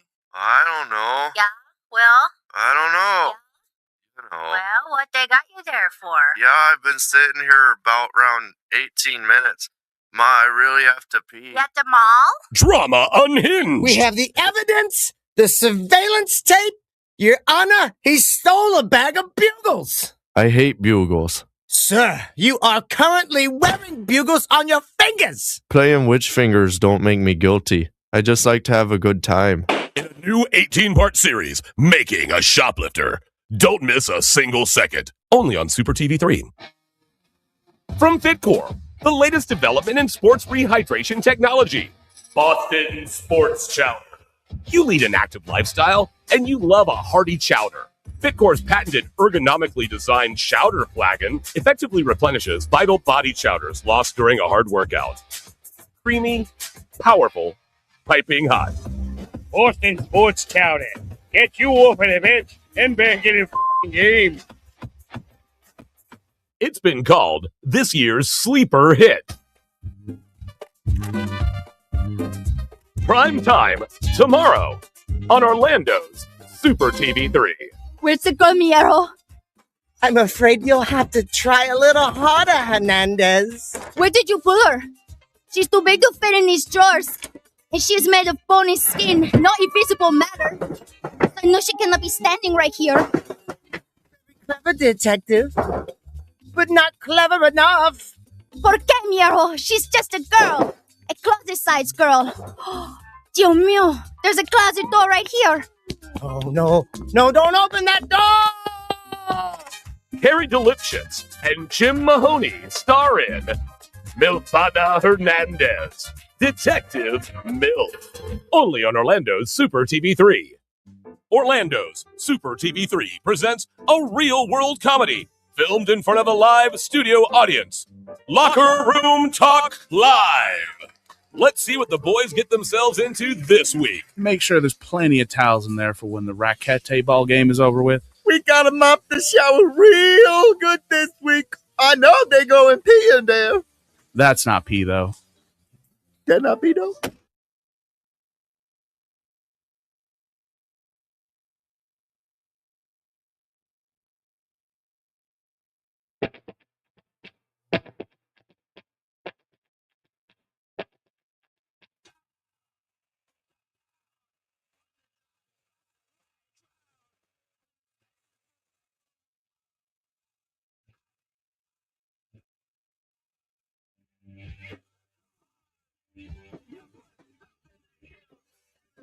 Welcome back to Pop Culture Radio. Once again, that's Onan the Barbarian by Watch Me Disappear. I hear this in my sleep. That's big great. Big old bear over there rubbing his back again. Well, I was trying to get I put my headphone cords behind me because I don't like it being in front of me. I feel like it's like. Oh, okay. Yeah, I do the same thing. Throw it over my shoulder. Yeah. I got in the habit of doing that because most of the time when I was wearing headphones, because I was in the studio, and if the cord goes in front of you, your guitar's there. Well, and I was shimmying because if it was pinched in between my back and the chair, and so like if I try to bend my head forward at all, it's stuck because I'm pinching the cord between my back and the chair. Oh yeah. So I was just shimmying to get it up. So Shimmy, shake, buddy. Because everybody needed to know that. Yes. Hey, happy Mother's Day, all the mothers out there. And speaking of the mother sitting next to me, the beautiful mother, not the motherfucker. I'm the motherfucker, actually, if you think about it. Well, it's very true. Yeah, you don't have to think about it. It's just biology. How you doing over there, honey? You're very quiet. I'm good. Did you blow your load at that first segment? No, I could keep going. I just know that you're gonna stop me in the middle and make jokes. So blow your load. Okay, hold on. If you got a problem with that, we don't have a show anymore.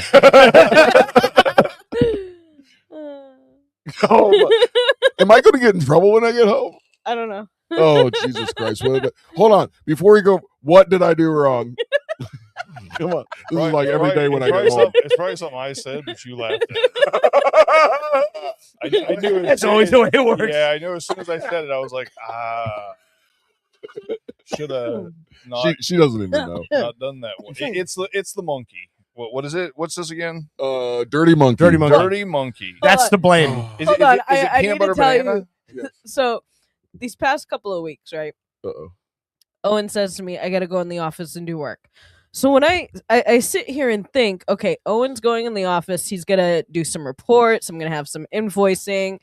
You know, he's going to do some smoke videos and stuff like that for work. Okay. No. You want to know what this fucker's doing when trying to get a baby to come out of a cannon? He's in there and he's making fucking videos for us. And I'm like, this is you working? I'm out here having kids screaming in my fucking ears and jumping on me, hurting me, breaking my neck because now Samantha likes to climb up and Wait, your neck's broken? Wait, so can't you be Almost. happy? Can't you be happy for him that he doesn't have to deal with that? Right.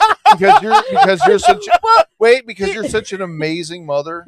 The only time he comes out is when he hears me like literally scream at the top of my lungs at one of the kids. And it's like, at that point, As I one don't, should react. I don't need you. I would have needed you the multiple times you've heard me say, no, don't do that. No, don't, get down. You just No. said I don't need you. That would be my cue to go back in the office and work on the video. But I thought he was like, And I'm doing working on a real video, work. so I can't hear you go, no, stop. And the door's shut, which means I'm doing stuff. And those are the same words as the song in the video, so how is he going to know? But I'm thinking, he's doing actual work that's going to get us paid. But I do. It's deep in the creative process. Actually, no, honey. What you come in sometimes, and I am working on stuff, but I do take breaks. I go back and forth. That's the beauty of working on the fucking and I'll do, because AI isn't like instant. If I tell AI to shoot a baby out of a cannon, it'll take it about a minute and a half to figure it out and render. And the in that fucking video. minute and a half, he goes back to the That's report. when the and real tweets work one gets thing. done. Exactly. I go back and forth. I like it. During the load time, I really get work done. Exactly, 100%. I have multitasted. I feel like as a gamer, that is a excuse that I've missed out on my entire life. No. Yeah, but while I was loading, I really got a lot of homework done. It's fucking true. It's fucking true. But I'm like sitting there and I'm like, okay, for the past couple of days, he's told me that he's in there working on stuff. When really, it seems like he's working just on videos, and I'm like, well, I've changed like 10 diapers in the last 2 hours, Mm-hmm. and had Why do you keep nobody to shitting help- yourself? What's the definition of work? Can we twist this in that you're actually working by what you're doing? Well, I'm working on myself. I'm working. He's working on his soul. Damn right. Wouldn't you want a man to work on his soul? Part of what I'm working on is Oh man, I know the answer to that one. I'm not married to you. You're not allowed to look at me like that. Actually, I'm female. I'm allowed to look at any male like that ever. Buddy, there's something I've learned. It's called the power of ignoring. Okay. And I will send you that video later. Like there are things that will that happen in your life. If you focus on them, it'll drive you crazy. Or you could just ignore it. And that's why I'm going to be married for the rest of my life. So it's ignoring her. I don't think that's how it works. It doesn't work like that. No. Maybe that's why I'm under 3. No, but like I said, like I don't Like know. I'll go in there, I'll see him working on something, and I walk back out, and in my head I'm thinking, "Oh, you're fucking working, huh? You're fucking." I would have loved to be able to actually eat my meal without kids coming up and taking my food from me, but no, you gotta work. That's fine. I'll sit here and give my food away and be starving and still have to fucking deal with them. But no, you're working. It's all good. I wanted that bagel, but no. Go ahead, Samantha. You take it. You lick that butter off and just leave me with the fucking. Wait, butter on a bagel? Was there cream cheese? Sometimes I do cream cheese. Sometimes I do butter. It depends on how I feel that What day. kind of bagel? Plain bagel. With just butter? Yeah. You monster. I know, right? What the fuck? But Samantha You comes deserve your over bagel to be stolen by a and child. takes it, and she's just like, it doesn't eat the fucking bagel, and I'm like, Well, she doesn't know any better because you haven't put cream cheese on it. I would have loved to eat that bagel.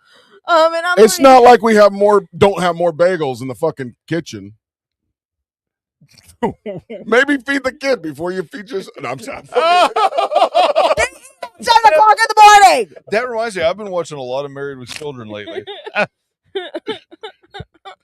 No, that was it. I love You made a joke, but earlier today she had to go somewhere and she's like, hand out, and I had to give her money before she went somewhere. I'm like, this is Al Bundy. I'm just kidding. I love you so much. It's nothing like that. I'm getting a look. I made you amazing barbecue chicken, baked barbecue chicken. It was delicious today. Yeah, It was. So Thank that's you where very your much. money went. Your stomach. but the sacrifice that you made by giving your food away to all those hungry children was that you get to see a baby shoot out of a cannon. Yep. Think of the value. No, anytime You get to hear a hit song about an exploding pussy. Yeah. Well, no. So get this: I sit down to have lunch, right? Have you seen Well- Bang Fanglin? Yes. I got to. You This doesn't just happen. The glory of Bang Fanglin. You're the Mother Teresa of this. Like, you've sacrificed your own nutrition so that Bang Fanglin can do a triple backflip inverted with squirrels. Yeah. Yes. I mean, come on. I Get sat real. down with 2 hot dogs and a Whoa. brownie, like this long of a brownie. Okay. Hold on. You can't start. You can never start a sentence when I sat down with 2 hot dogs and a brownie. I feel like New AI song. Fuck what I wrote. I'm like, did I accidentally share my search history? Anyways, I'm eating the hot dogs and like William's trying to climb on me. Samantha's trying to get. So I get down to like this much brownie left, and I go to like give her a bite. That fucker took off with my brownie. I was like, I was enjoying that. Nope, takes off with the rest of it. I'm like, okay, yeah, have fun.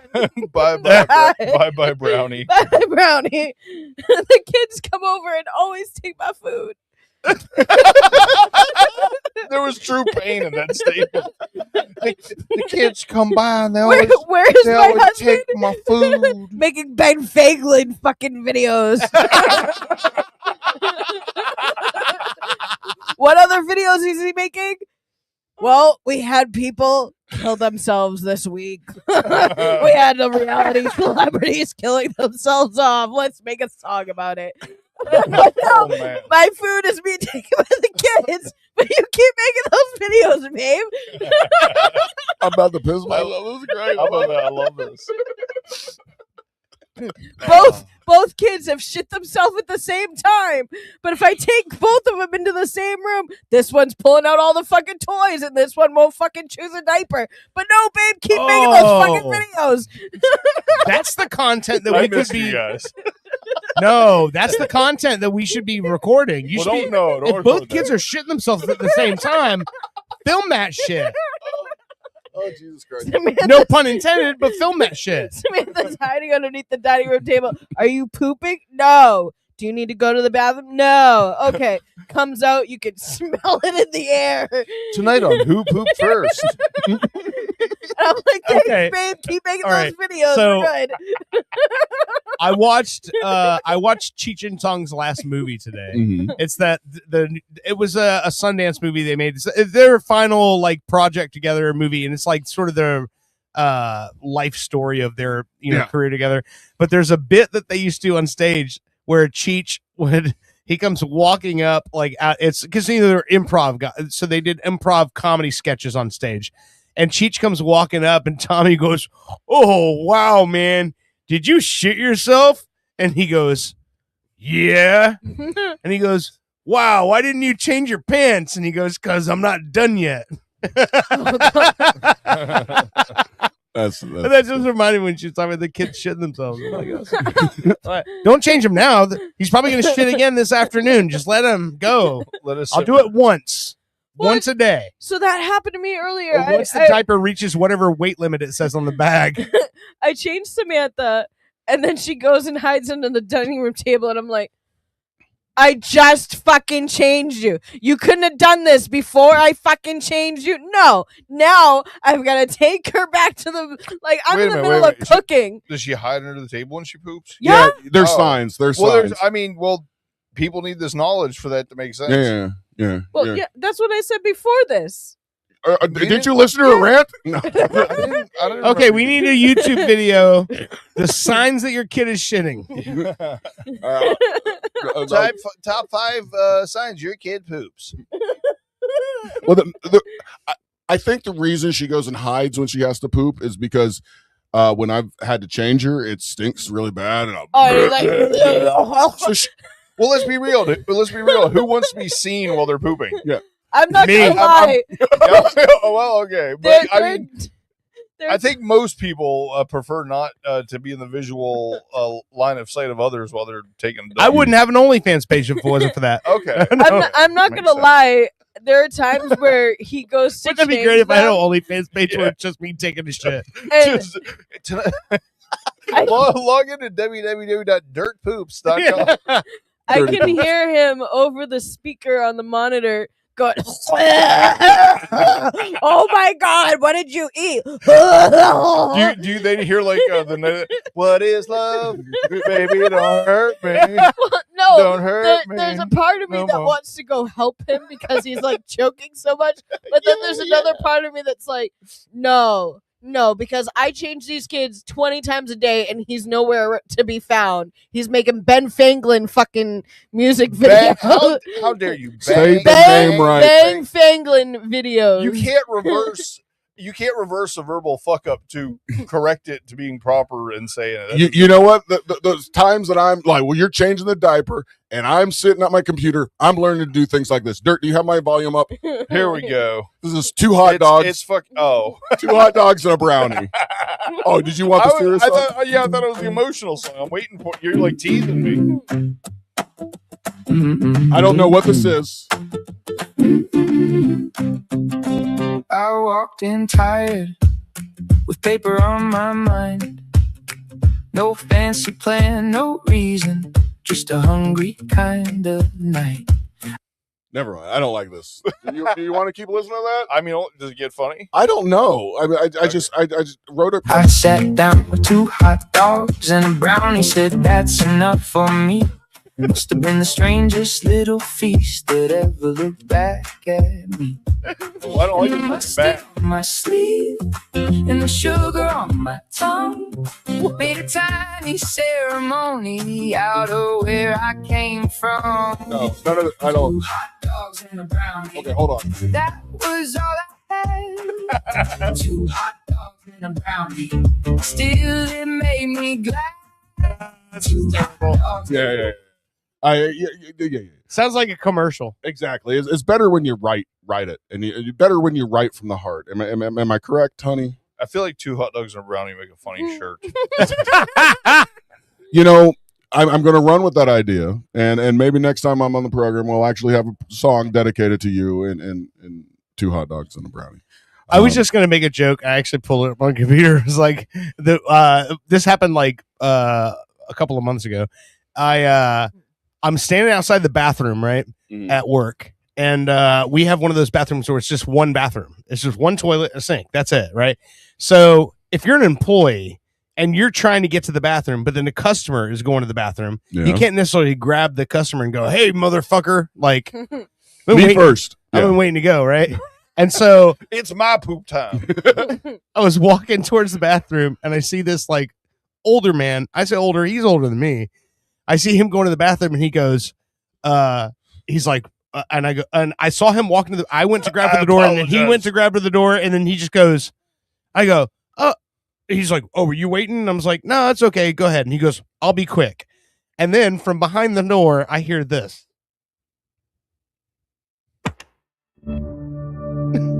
He's watching Netflix on his shit. God damn it.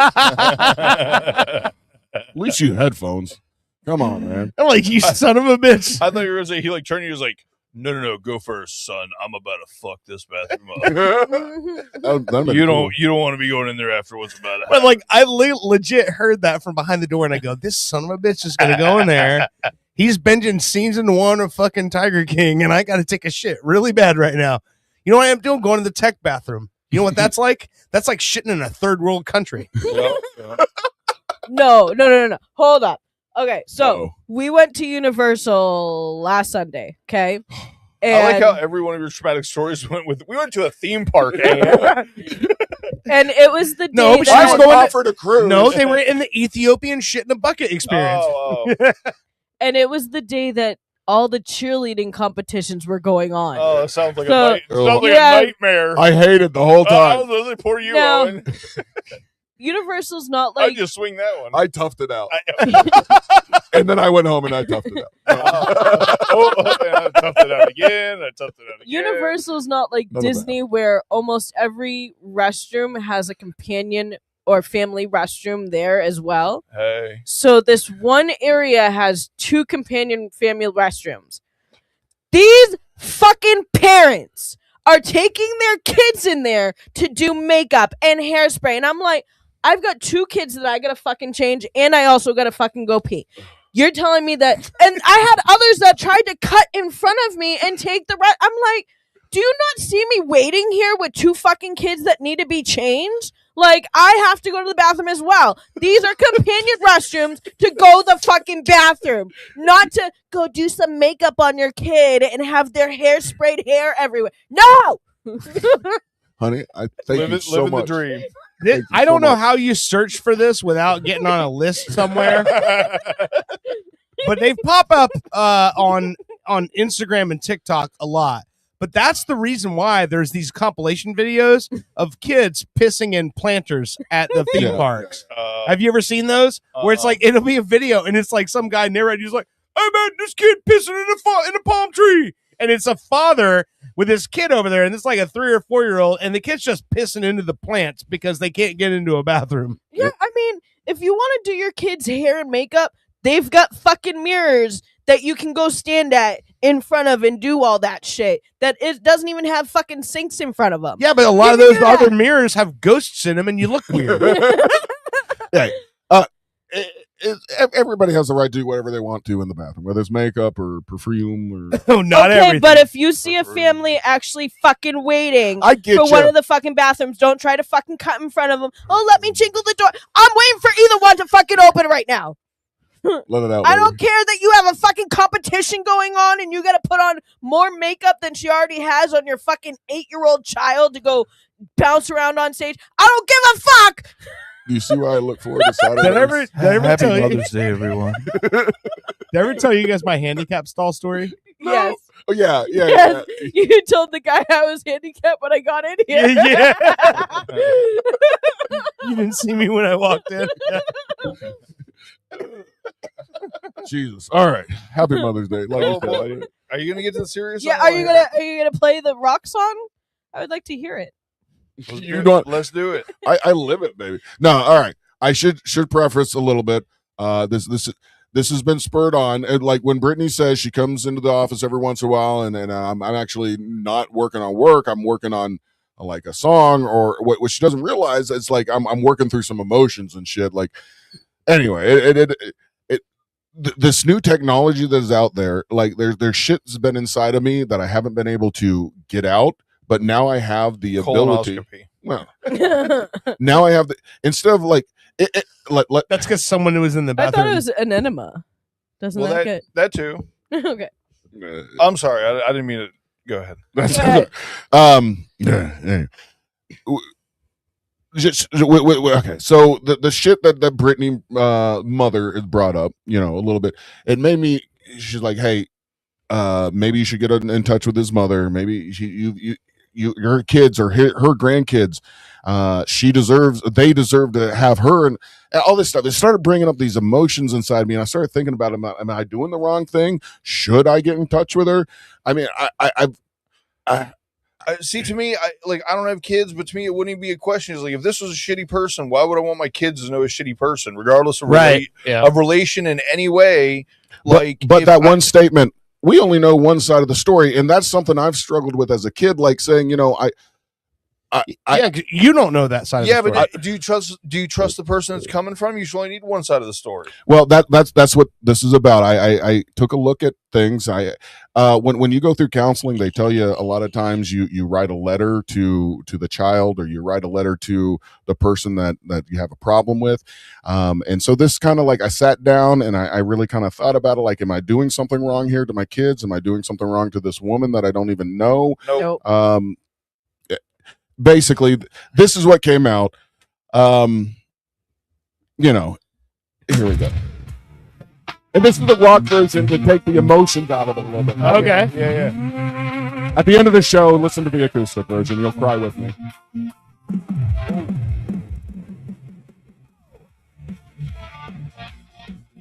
Owen and Dirt's Pop Culture Radio. This is a song. Mommy didn't love me. What doesn't make a mother? See the 8-year-old me sitting so quietly in a room that belonged to my dad. A little life in turmoil, blood starting to boil. I wanted to keep my dog so bad. There's a theme in my drama.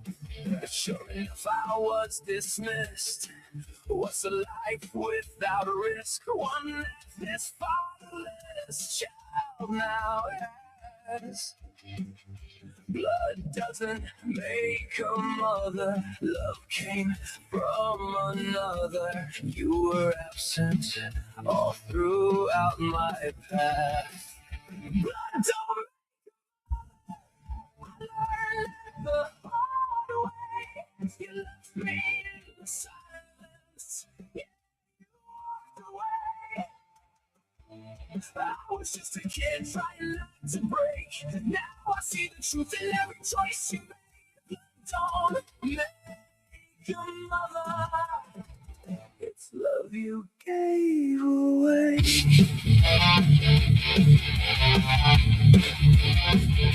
A boy just needing some love, but just drawing up blood from a heart that is slowly dying. I would think of what could be. Found out you replaced me. That boy will now stop his damn crying. Don't make a mother. I learned that the hard way. You left me in the silence. Yeah, you walked away. I was just a kid trying not to break. Now I see the truth in every choice you made. Don't make a mother. It's love you gave away.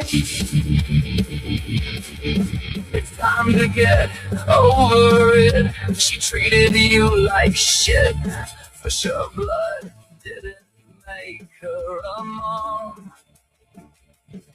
You know this fucked up our life.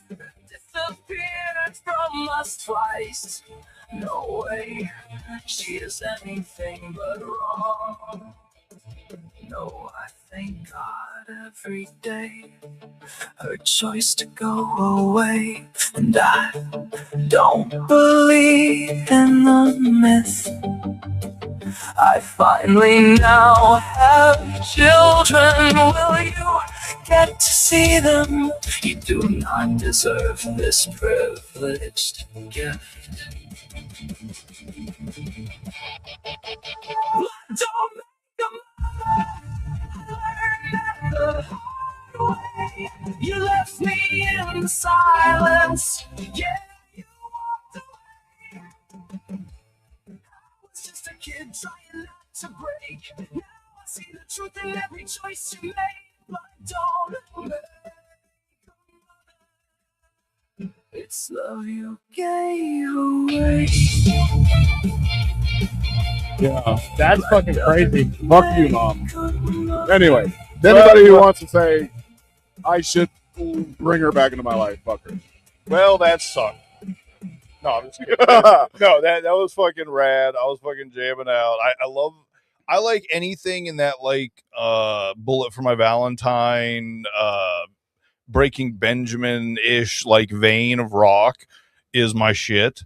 And I got goosebumps 2.5 times during the song. Very, very good. Well, Very I good. appreciate it. See, now if I had a sound effects board, I'd be playing like cheering. Well, you know, appreciate I it. find my mother to be very hypocritical because technically the parents that I know and love are not Which my is her. blood. Are not my blood whatsoever. Because Right, they right. adopted me. Yeah. And it's not like she forces me to keep in touch with my biological mother whatsoever. It says, you know, should be seeing the kid, but Right, yeah. she doesn't say anything to me like that. But when it comes to like his mother, and that confuses me. I mean, my father, he left, right? Yeah. Doesn't really understand my age, you know, ever in my life. Your But generation. still, well, He's no, just like, that accent. He doesn't understand. As I grew, he didn't understand that you outgrow things. Yeah.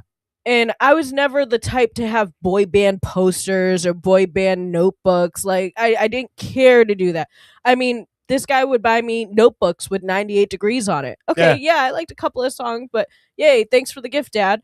You know, at least he tried. Whether I was he going was, to say, I heard someone was buying me. you know, at least he tried. But having a parent who didn't try, why would you even attempt to bring that back in? Yeah, no, whether not they're only blood or not. Not only not try is things I just a shitty person in general. Just Yeah, like yeah. I said, blood or not, whatever it is. If someone's a shitty person, why electively have them in your existence? And I can understand like him trying to go find the truth at like, I don't know, 18, 19 years old from his mother. But when he's 46, going to be 47, Well, not finding to mention, apparently he went and found the truth, and he knows the truth, and he doesn't want his kids well, to fucking deal exactly. with that. But I'm saying if he didn't believe what he I'm was projecting. told I have no by idea. his grandparents, if he didn't Right. believe what kind of person she was, going to find the answer of Look. why she left, why she didn't fight harder, would have been something you did as a teenager when you were like 18, 19 years old. You go and find that truth at that point, Right. not when you're in your 40s and have kids in your own family. Well, You just don't do look, it. No, there was one time when one of my dogs who bit me, they were taken away for 3 days. You know, they Yeah. have to do that to make sure that the dog doesn't have like rabies or something. And in that 3 days, it was like the worst days for me. My dog was taken away. I would drive by the fucking Humane Society and yell out his name because thinking maybe he could hear me or something. And to think that a woman could go 40 years without seeing her. Yeah, I know, I get it. It makes Yeah, it makes I get zero it. fucking sense. I don't understand that shit at all either. Sometimes I think I didn't end up having kids because maybe I subconsciously was worried. Like the level you guys seen when you We guys seen saw. you guys saw you guys Thank you, English Waiver. saw I love how quick you snap back Yeah, to yeah. making a joke. You guys saw me fucking live on air when Yeah. my dog got hit by a car Yeah, and shit, yeah. and I freaked the fuck out. Like, Yeah. oddly enough, I usually flip out more when my pets die than people. But it's known that you spend more time with pets Yeah. on average than you do with any other person. Yeah. Right. You know what I mean? And it's a different level of connection. Where's I going? Fuck. I don't know. Parents, children. Mother's Day. God But, damn. but no. I maybe somehow subconsciously I've kept myself from having kids in some fucked up way because I'm worried I can't take care of them properly. Maybe. Dude, I the same I don't want to fears are here. project my trauma onto anybody else, like what I've had to deal with. 100% real. I'm not sure if I can still take care of the kids that I have. So I mean that doesn't go away. Hey, but you were brave enough to have them. Or I just had no other choice. Or You gotta roll the dice, man. Or I was about to say, or you're a bad gambler. Well, okay, so this is my other pet peeve of mine with him. Okay. Wow. Since, pile on. since it's Mother's Day, what's wrong Since with it's that? Mother's Since he's all exposed and emotional, Yeah. let's fucking get him. Hold up. He's about to cry. Let's go. he hates the gates in the house, which I get because they're kind of like inconvenient most of the time. Is it because of the Epstein stuff or because of what his wife said? No, we've got child gates all over the house. Oh, Separate different rooms. I so thought that, we were going into the whole Bill Gates story. No. Okay, never mind. No. no, we're Anyway, we we're have still talking about- child gates up, so Okay. that way they can't get into the kitchen, nor can the dogs, because you leave anything on the counter, Tucker will eat it, even the butter dish. Your and then hand. I make sure that I shut the doors and stuff like that. This Why Owen leaves motherfucker his over ass here. on the counter.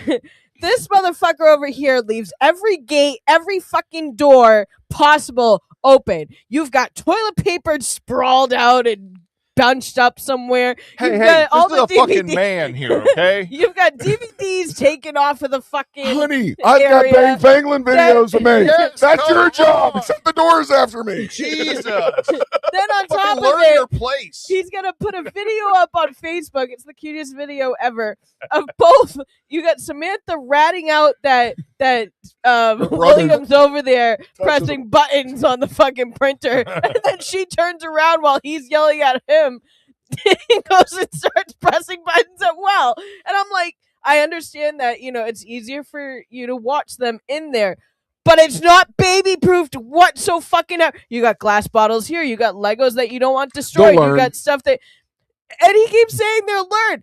One of them is 1 year old. He's gonna be stupid until he's at least 2. 1 year. Are you an English major as well today? No. But I'm just saying, like, one is a singular, and anything S multiple makes it plural. Whatever. Right? Anyway. Am I crazy? 1 year. Okay. Does So that, hold on. does that not Since drive anybody else nuts? Yeah. No.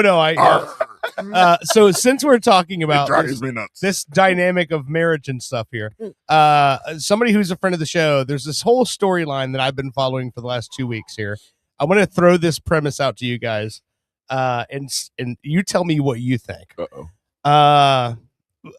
Bushy's buddy Ryan Holmes. Oh, from the Monsters, right? I met that guy. Yes, I met him too. So I met him 3. I've been in this guy's ear for 2 weeks now about this, and let me explain what happened. So he made a bet on his Seminole Hard Rock app before the basketball season ever started that the Magic were going to make the playoffs. Mm-hmm. He bet $150 Magic to make the playoffs and then forgot about it. Mm-hmm. So 2 weeks ago, the Magic won this play-in game to get into the playoffs. So when that happened, his app dings, and that $150 turned into $2,200. Oh, wow. Very nice. So he immediately says, okay, throw all that money on Magic to win game 1 against the Pistons. They weren't favored. They did. That 22 turned into $7,500. Wow. So then he does not even. my fucking cum bill just went off. Yeah.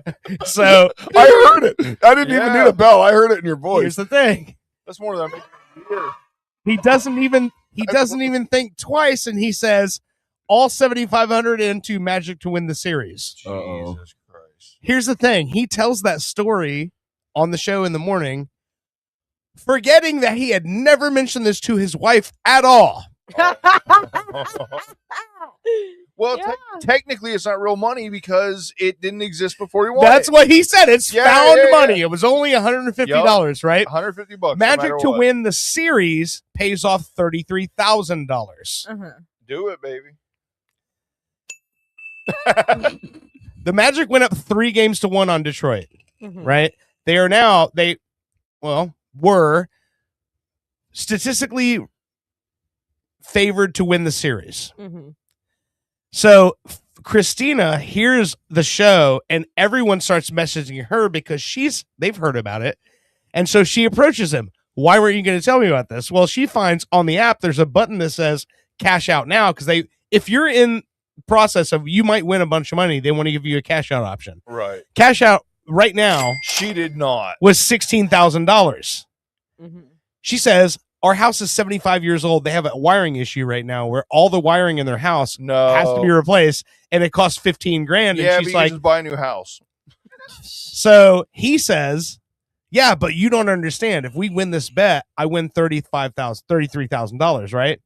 So I'm talking to him on Tuesday night, and he's like, the game was Wednesday. And he's like, I don't know. I haven't decided what I'm going to do yet. Franz is injured. We'll see what happens, right? Well, I find out that night before the game, it's start time 7:00. It's 6:30. He's sitting on on the couch with his wife watching the game, and everyone, including myself, is messaging him, "Don't fucking buckle. We're favored. See this out." He says he starts looking at the Facebook profiles of all the people that are messaging him and starts seeing that all of them are divorced. And he looks at his wife and goes, well, I guess we're getting the house rewired, and he cashes out. Okay. You know what? As much as I'm sitting here and I'm going, no, fuck it, you got to let it ride. It's just found money, blah, blah. I would have cashed out after the first win. I'd be like, I won. Yeah. So he cashed out. And I was like, what if they win it all? And he's like, then I'm going to I'm going to hold this against her forever, right? Well, last night. I mean, if she's a good woman, last night was game 6. The Magic were winning by 24 points at the half. Mm-hmm. And he was lost by 13 points. Oh, they blew the biggest thank God. lead in fucking playoff history. Wow. And lost. Now Game 7 is tomorrow. It's Game 7 in Detroit. I think he probably just made the best decision of his fucking life. I was gonna say there is no way we're going into Detroit and winning this fucking game. The problem is, Thank you for your patronage. the problem is now, no matter what, he has to listen to her for life. He married her, so he had to listen to her life no matter what already. Well, I was so mad when he said he cashed out, but now I look at it, and after last night's game, Big T Little Odd is texting me going, we fucking suck. Like we had a 24-point lead, the largest lead anyone has ever had on the Pistons at halftime the whole season, at home in Orlando. By the end of that game, the stands were empty and the crowd was booing our team. We missed 29 consecutive shots. Oh my God. They went so cold they couldn't hit anything. It was the craziest thing I've ever seen in my life. But you know what? He cashed out, so he turned $150 into $16,000. Yeah. Now he's getting his house wiring done for free. But and then also his argument was we were going to take a loan out on the house so that both of us were going to pay for it. But now, because they keep their money separate, now it's just me and I'm paying for the wiring all by myself. But still, he came out with $16,000. Now, Britt. Wow, that's I got incredible. I got a question. because I know $150 to. I know. Wait. Here's the thing. I know Britt will give me the real, and because I'm single, I find some of these things very interesting. So my question would be, since he won the $16,000 and he's now getting the house wired on his own, do you count that as $16,000 worth of like positive goodwill, should we say? Or is it $150 and you're like, he won it. Like he didn't really earn that 60. You know what I mean? How does it matter how he got it? Okay. No, I just That's the way. I mean, if Owen's gonna make a good bet on something, I don't care. I know you don't. I'm but sure if he was gonna make a gamble, good- buddy. if he That's was just gonna not what make you a call bet it. on something that he was positive about, Yeah. and he made that money, he still earned that money because he Okay. decided to. All right, well, I'm going to take these people over these people. Whatever. I just sport feel he's like betting on. there's definitely It's still- a section of people or women who would be like, It was only $150. Yeah, but you didn't really earn that. No, you because fucking- you- you won that shit. going, I grew up with somebody who is very statistical about everything. So it's very difficult playing poker with him at a table because what are you holding on to? Queen deuce? Oh, so you must have a full house right Why now. did he call you Queen Deuce? Is there something we don't know? No, it was a certain. What's No, up, this was turd my queen? favorite hand. Was Queen 2. Ran up on the bathroom afterwards. And, I always Fucking played Queen this Deuce. hand. Look at here comes Queen Deuce again. I mean, I'm the type of person that if I have a feeling about a hand, I play it. Yeah. It doesn't matter if it looks like I'm losing. Like I'm I the will Queen stay Deuce. in Yeah. because I have that gut feeling, and that's what. Oh, sorry. And that's the feeling that I got multiple times with Queen 2. Yeah. It didn't Oh, matter if they were Queen suited, Deuce for not life, suited. baby. You Yeah. know what I'm saying? It's a horrible hand. It's a horrible fucking hand to play because there's no way you can make a straight or anything. You gotta hope for a full house or that you hit like 4 of a kind or whatever. And he'd sit there and he'd be like, "Oh, so you got a full house? So Is that no, I got what you're Queen sitting Deuce." on?" Because he could literally sit and be like, "Okay, there's 5 of us at the table. Everybody's got 2 cards. There's 52 cards in the deck. You're gonna put out 5. You gotta burn this many." So he could literally figure out what each person at the table. Yeah, he's was one of the holding. guys that reads the table, right? So, and it would get like, I just want to sit there and be like, why don't you just fucking fold? Fucking fold! Or call me and I'll take all your money and I'll take you the fuck out. I'm That- Queen that's Deuce. the- I'll shit on you. That's the, so when he made bets on sports, he literally like sat there and read every newspaper of all the statistics and everything to see who won. So if you Yeah. if you No, follow I get it. like seasons and you follow people who are on the team and stuff like that, it's you earned it. Can I be Bushy's answer your question, Bushy. female translator. Sure. So I think what Bushy's asking is, if a guy places a bet and all of a sudden the wiring in your house is free now, that guy's getting his dick sucked that night, right? Most likely. Yeah. See, there we go. Thank you. That's all I was trying to get at. You always keep talking and talking and talking. Well, you're What- saying he really the didn't fucking do poker anything and to earn it. He did. the hell is going on? He made a thought process. Took a chance, and- yeah. What about the guy that Thank you, Dirt. spends 4 hours in his office to For get science. a video that has 30 likes? Yeah. Doesn't he get his dick? And, Never mind. and his friends of squirrels and has giant vagina lips. Doesn't he get at least a back rub? Come on. I come in and rub your shoulders when you're doing it sometimes. You gotta yell downstairs, hey, Queen Deuce, get up here and give me a massage. Queen Deuce. And you just rattle the poker chip, she'll show up. Queen Deuce is the joke of the night. Oh, I dear. do miss playing poker. This is not poker. Anyway, all right. Do you want to take a break and we'll do the third segment? We should. We should. Okay, Let's take a let's break, do it now. Wrap it up. And then we'll come back. This is what are we going with the third segment? David Allan Poe death. We got to talk about Coe, that. not Poe. Not Poe. Coe. Coe, yes. That's what I meant. All I right, can't read you're listening to Pop Culture Radio. We will be right back after this break.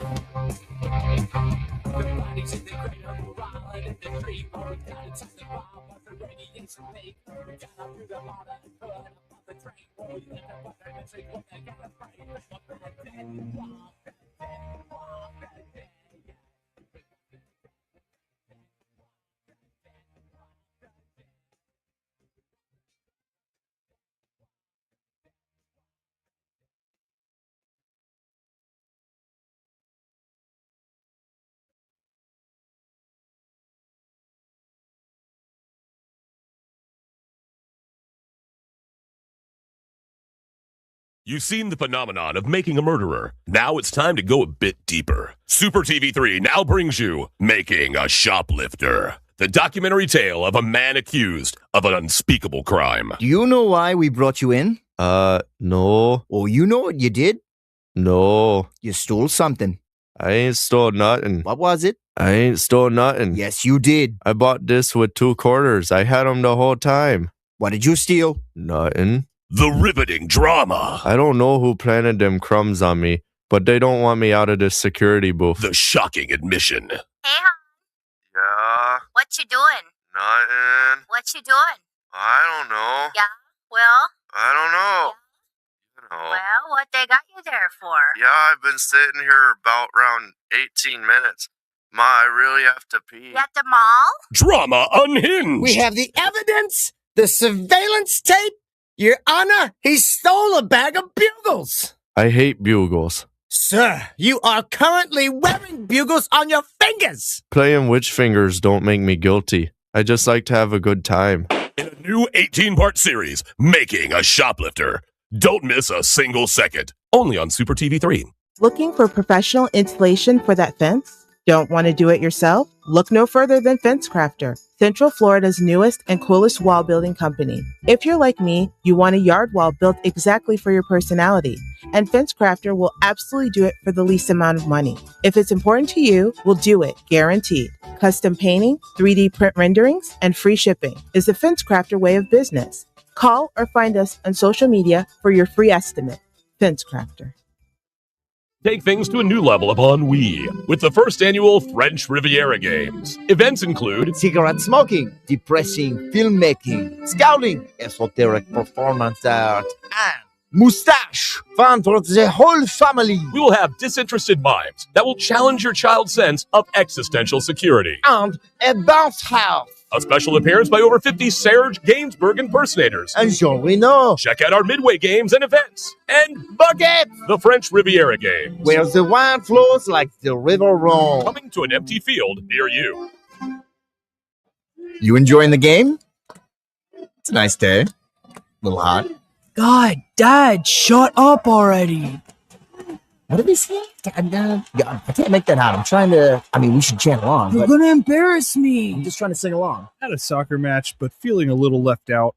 We've all been there before. If this is your first time watching soccer, we can help with the new app, Soccer Dad. With Soccer Dad, our patented algorithm will scan the crowd to pair it with your local team's custom songs. Turns into Your sock has a hole. Wow, that sounds a lot less aggressive than them. Well, what about this classic? Your neighbors drive. Hey, our neighbors do drive a car. You're so stupid, Dad. I hate you. I'm just trying to be your friend. Soccer Dad. We can't make your kids like you, but we'll try. From the makers of Sicker. Sunday, we bring you the first politically correct monster truck rally. Unless, of course, you find that to be inconvenient, in which case we'll have a matinee on Tuesday. Featuring such non-offensive sports vehicles as appropriately sized foot, mild-mannered canine, funeral service worker, and son of funeral service worker, who, although slightly younger, still gets paid a living wage. And current DC Truck Rally champion, I'm okay with our country having a black president. Price admission includes the entire seat, but you'll only need the edge. Sunday.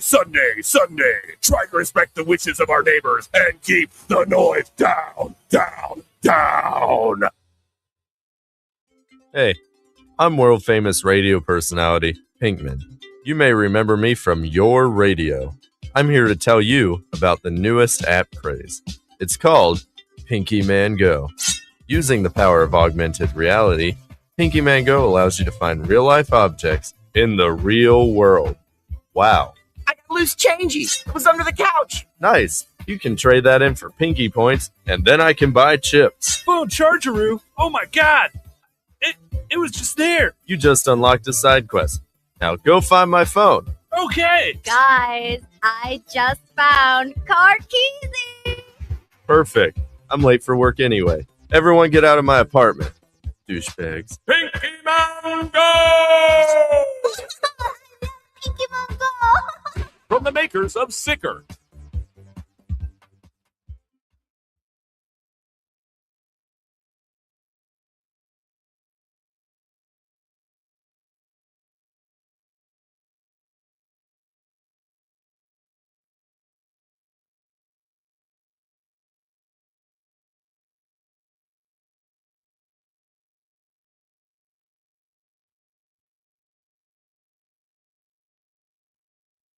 Hi. Just in time for the political season, PP Boy Records presents Ragtime Election Time. a collection of only the finest political parody songs featuring Hillary and the Clintones with their version of the Deleted Emails Blues. Deleted email blues. Thank you. And the hit single Trump Dumps by the Trump Tonights. I'm in the dumps because today's Donald Trump's got this election all in a spin. I would be remiss to not mention the Bernie Sanders should have been nominated with their smash hit, Bernie Sanders should have been nominated. Bernie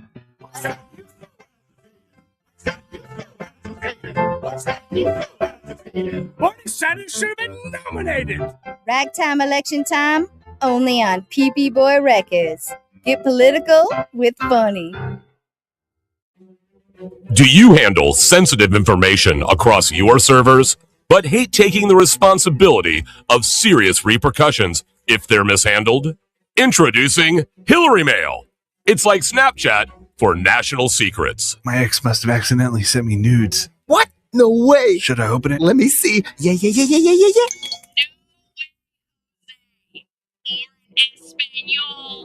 Soy tu abuelita.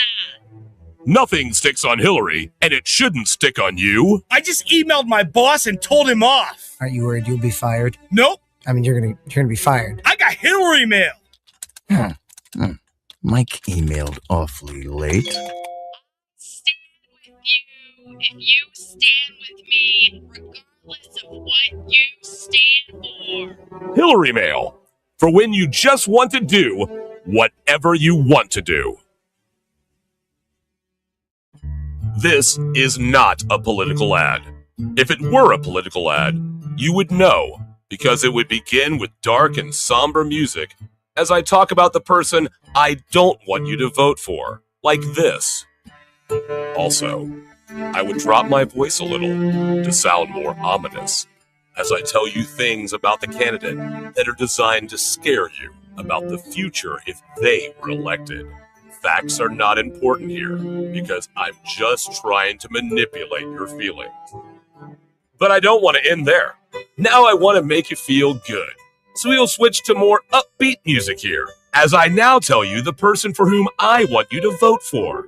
Again, facts are not important here. We will just say things like our candidate will provide better schools, and lower taxes, and puppies and kittens for all.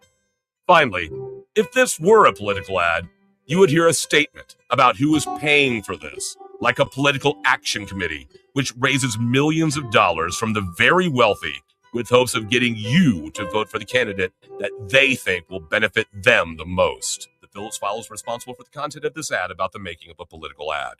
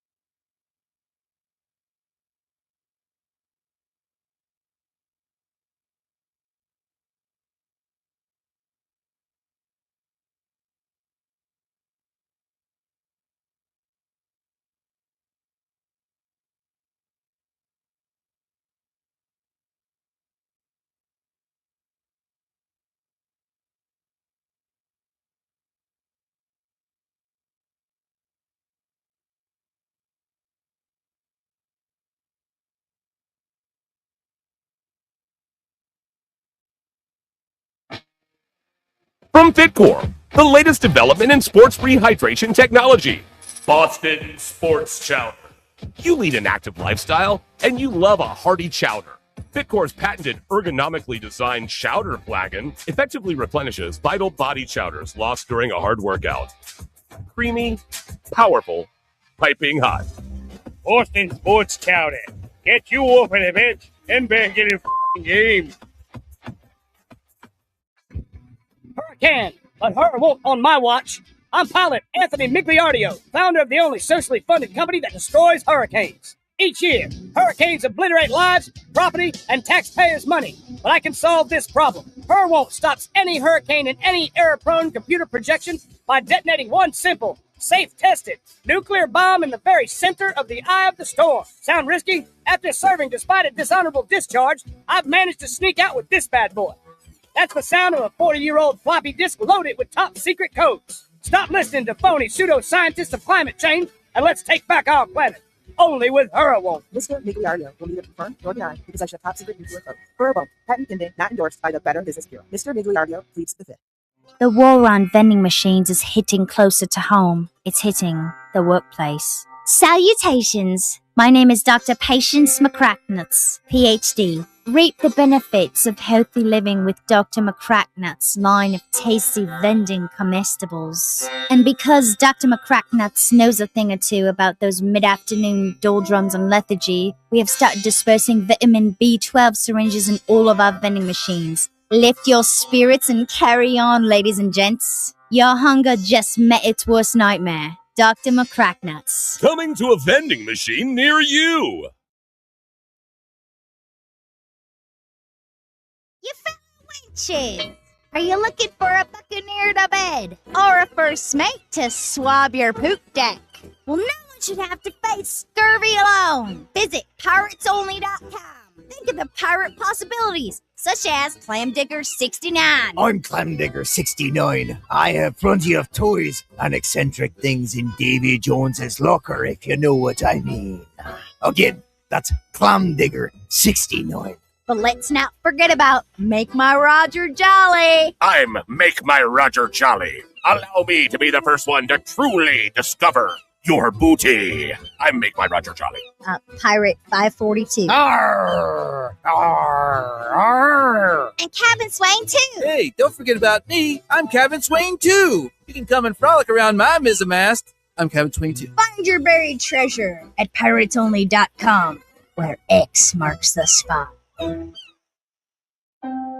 Imagine the opulence of Broadway captured via video.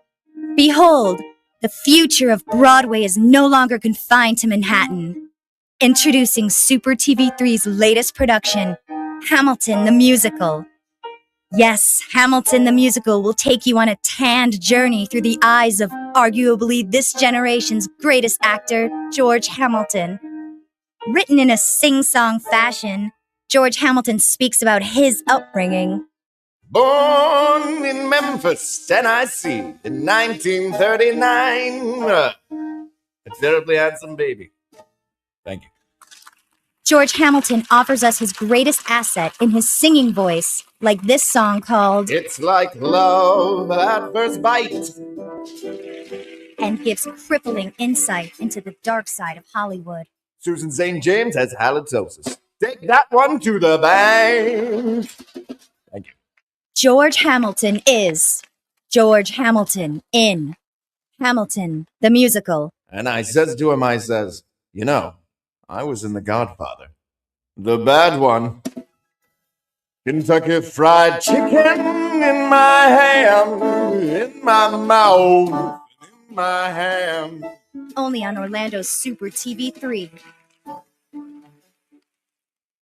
After I got food poisoning from hamburger paste and McFrugal's, attorney Crab Newberg was able to recover $6,900 for me. Thanks, Mr. Newberg. You're welcome, Cinnamon. I was honored to recover $6,900 for Cinnamon after her severe food poisoning, and I'd be willing to help you too. I've graduated from an accredited law school and passed an intensive examination in the state of Florida. If you've been given a raw deal from food paste, simply go to askthecrab.com.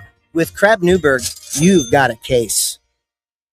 Tonight on Orlando's Super TV3, from the producers of Naked and Enlightened, we bring you the social experiment of the century, Pop Swap. Who's got the TV? Who's got the batteries for the remote? That is the remote for the Himalayan salt rock lamp. Salt rock? What the hell we is don't that? have a TV in No here. TV. Yes, we have a TV. I worked 30 years for. We have a Get TV. in tune with the root chakra. I got my chakras. My doctor prescribes them. Rhonda, you're talking nonsense. Actually, I have an Earth name, and Your that what is name? Rabbit Fox. The what? Watch what happens when millennials meet their new grandpas.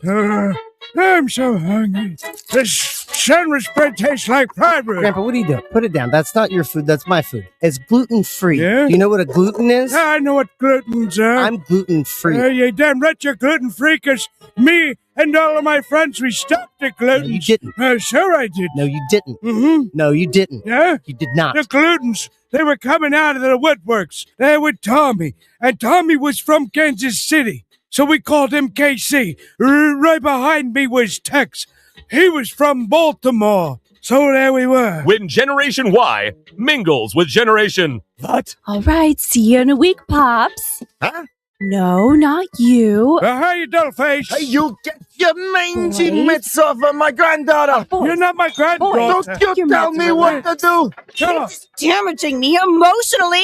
Who? the greatest generation in human history faces their greatest challenge. Pop Swap, only on Orlando's Super TV3.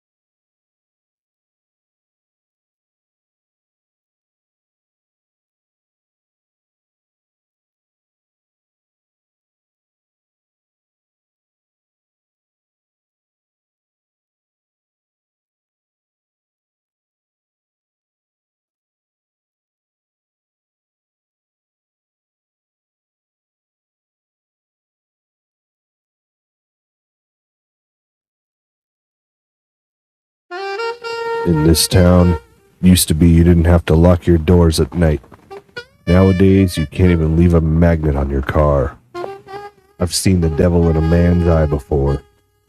Have you or anyone you know been scarred by magnet theft? Oh, I sure wish there was somebody we could trust, you see. Well, then you called the right number. The safe recovery of your magnet gets my ticker thumping. I'm Magnet PI, and I won't sleep until you can. You've seen the phenomenon of making a murderer. Now it's time to go a bit deeper. Super TV3 now brings you Making a Shoplifter, the documentary tale of a man accused of an unspeakable crime. Hey, hon. I'm sad. Oh, yeah? Oh, Just try to think of the good times, huh? it's been 56 minutes. I still have to pee. Oh. Yeah, they let me go once. I've had a great pop since then. You know you're not allowed to have those sugar pops. No, WrestleMania's next week. Don't worry, okay? Your pops is taping it. Hulk is gonna make a comeback. He's just misunderstood. New witnesses. I saw him with the bag of buggles. I knew exactly what he's doing. Drama unfurled. I've worked here for 16 years and we've never had bugles. The riveting drama. Have you guys seen my buddy, what got the witch fingers? Been waiting for like 54 minutes. Evidence mishandled. Well, have you tested the evidence? We always test the evidence. Yes, but have you tested it for hot fries? We generally don't test for hot fries. I plead the fifth. Making a Shoplifter. Only on Super TV3. Ginkgo Kielbasa, from the people who brought you Energy Brat, comes a taste you'll never forget. Ginkgo Kielbasa. The first time you met the love of your life and the smell of the air. It's a Me Too memory miracle. Ginkgo Kielbasa. Overcoming the rival team. And the first time you won the game. Listen to that crowd. Ginkgo Kielbasa. The first time you couldn't pay rent and the taste of delicious ramen noodles. Ginkgo Kielbasa, the meat you'll remember.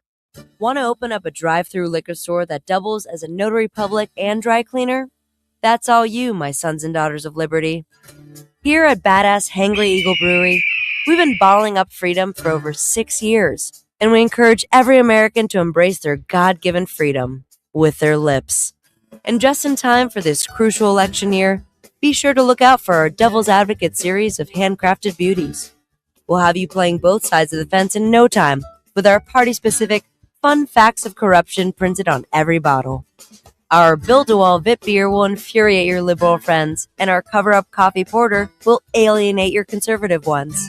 Because what's more American than becoming a multimillionaire off a drunken idea for an app that tells you what kind of pizza matches your suit?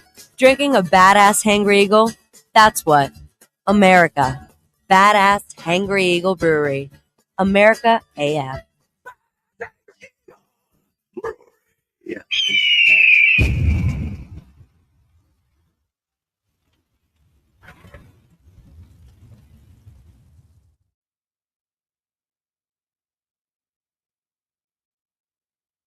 The Blackwell Building. Wednesday, 9:15 a.m. Why are you standing so close to the printer? The paper is so warm when it comes out. Oh, thank God. I thought I was the only one. Oh, this place is freezing all the time. I know, right? So I'm not the only one? Ladies, if you have time to be standing around, you certainly have time to be working. Don't you have anything you could be doing right now? Yeah, like maybe have a core temperature of more than 65 degrees. It's so cold.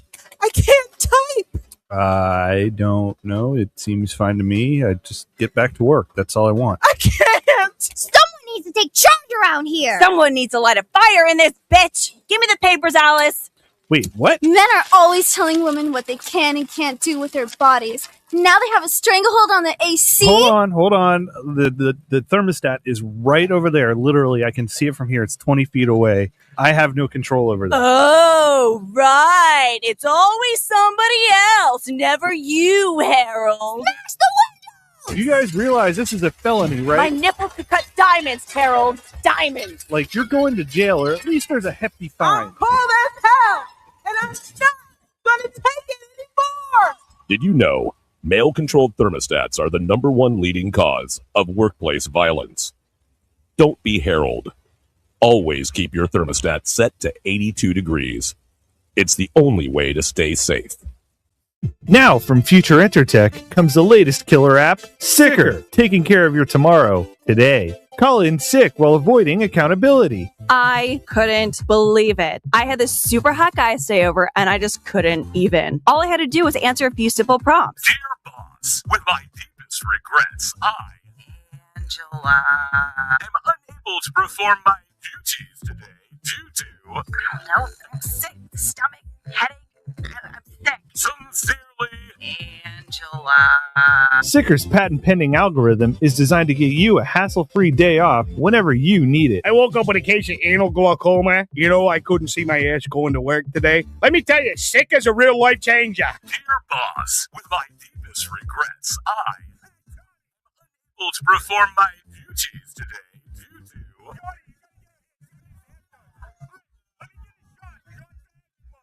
Sincerely, Sicker, taking care of your tomorrow, today. For centuries, humans have pondered their place in the cosmos, waiting for proof of alien life.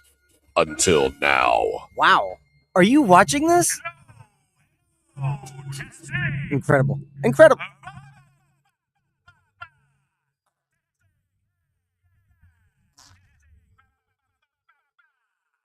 We listened. For the first time, they have made contact. We are not alone. Feels good to get this thing off, this helmet, yeah? I think it's ripening, you know? I've been fighting in this thing. Fighting in this thing since Pluto. You know what it smells like? Fighting in this thing, it's just recycling in my helmet here. You would do it. But were we ready? Worldwide. Now leaving the European Union, that makes 12. Oh, the humanity.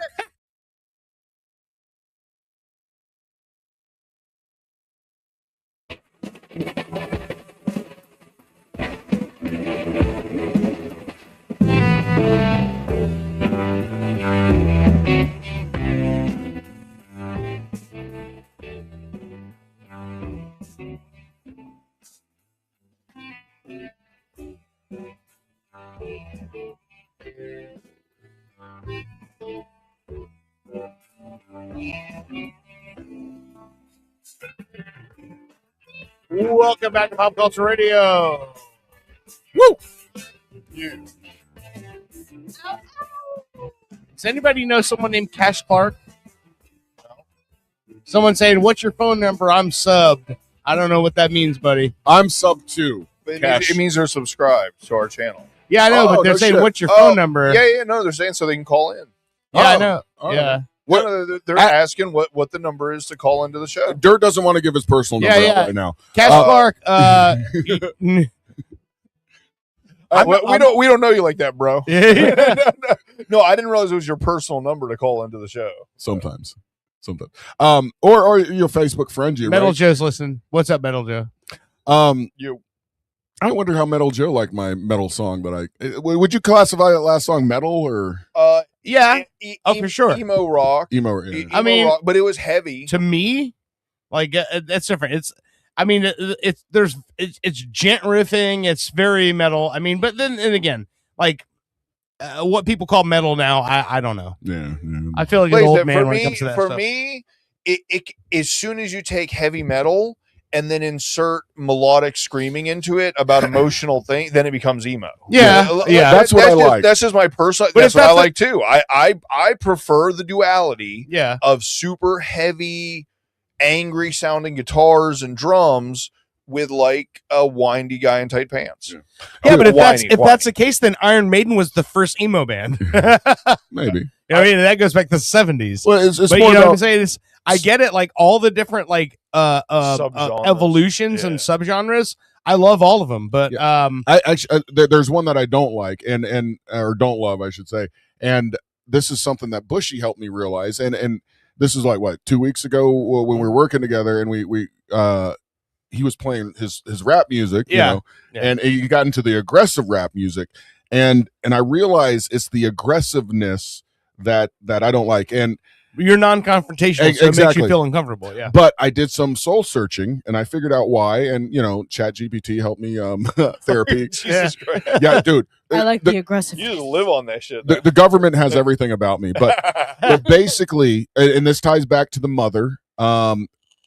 Through some of the shit that I had to sit through and watch as a kid, and I've got this recording from one of her visitations she had like with me. It was the parents had to be there, and so my grandparents were there. This is after my dad died. This was like 2 times she came to visit me before she disappeared. And it turned like trying to talk to me for about 5 minutes, and the rest of the hour was them arguing with my grandparents, like real aggressive, like fuck you, we'll kill you, blah, shit like would not go today, and I have this recording, and I'm, as an 8-year-old boy, just lost his father, his dog, everything, sitting there hearing this aggressive. So inside of me, when I hear aggressive like music and tones, I'm that 8-year-old boy again, hearing people that I'm supposed to love, like, oh great, my mom's come back, but is she leaving? And I'm supposed to trust these grandparents, and everybody's fighting, and it's all about me. So there's this and aggressive. Don't ask me to DJ because I like music while people shooting each other. Dog. God damn. But again, it's okay because as an adult, I like that hood shit, dog. I know. But as an adult, as a friend, I can see what you like, and I can. Do you? Because what I probably like it is the fact that in my past life, even though I was never a violent individual, I was in a part of life that force made power. And luckily I was big enough and intimidating enough. I never really had to use it, but I, at a point in time, had a slight amount of power because of, maybe my stature and the way I was and the scariness I would come off with. And, so and buddy, maybe that's why I liked it. But guess what? I don't think about it that deep. I'm like, yeah, that dude shot that dude, and it makes entertainment. and whatever fantasy you like, It's like, I've said it before. It's like mobsters. If mobsters like blogged, all the shit they were doing, or tweeted it. Or, and as your friend, I will enjoy hearing what you like for 45 minutes or an hour. And then when you're gone, I will. But what I'm telling you is he'll get on ChatGPT and he'll. What is wrong with my friend? He'll cleanse himself of. No, but what I'm trying to tell you is there's no reason to put yourself through the bullshit. I can listen to rap when I'm alone. I don't need to listen to rap around people that dislike it. No, he likes rap. He just doesn't like. He doesn't like rap when I do. I'll tell you that. Aggressive. It's but He what likes I'm Will saying. Smith. What I love Eminem, so I don't. My point I'm trying to take is whether that music bothers you or it makes you happy. Nobody's wrong here. No, because it's great. And yeah, everybody's. Speaking of which, can I just say that a couple of weeks ago when you went on that thing about Juice WRLD and how upset you were that Juice WRLD had passed away, TikTok, because it's weird how all of the different platforms that we're on react completely differently to completely different content. But TikTok, they shared and commented on your Juice WRLD story, and there was tons of people in there going, ever since Juice died, that's all that's in my playlist. And so there was people that have felt exactly the same as you. And then one comment was, man, how these old white guys love Juice. That's how you know he the GOAT. Fuck you, kids. What was his name? Jackson? Yeah. 0401. See, if I seen that, I'd love it. I'd be like, fuck yeah. Yeah, that's what's funny to me about This is why I don't read the comments. Yeah. I only read the comments. I live in the I send messages to Dirt and specifically say, just read the comments. Just read the comments. Hey, I think we need to talk about him because it seemed to resonate with you, Dirt. David Allan Coe. Yes, he died. David Allan Coe passed away. You got to work with him a few times. Yeah, I played with him 4 times. Wow.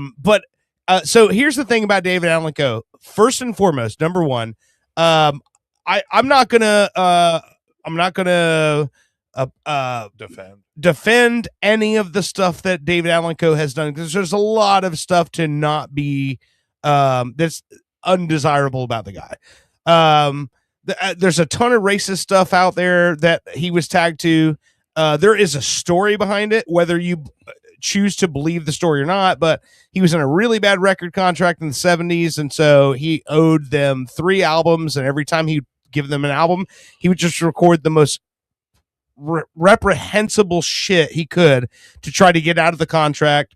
None of those records were ever supposed to see the light of day, but they did. They were leaked in the early 2000s on the internet. So he got, tagged as this guy who's a racist, and he could have been. I don't know. That's not what I saw from him, but he could have been. Who knows? Rest in peace. But but he was one of the best songwriters that has ever lived in country music. And here's the thing that I just was thinking about this during the break, and I'm like, oh shit. So there's 2 albums of what they call adult content. Those albums are where the racist stuff is at, but there's also just vulgar, sexually motivated stuff that's on those records that was co-written by him and one Shel Silverstein. Who's Shel Silverstein? Are you fucking serious? I was at my buddy's ex-wife. You not know who Shel Silverstein is? Oh, I of course. Where the Sidewalk Ends, A Light in the Attic, all of those fucking poetry books. I was just about to say poetry. From when you were in elementary school. You know what? When people hear Bushy, they go, that guy reads poetry books. Bushy, these are the books that when you were in elementary school, I was homeschooled. He wrote children's books. Okay.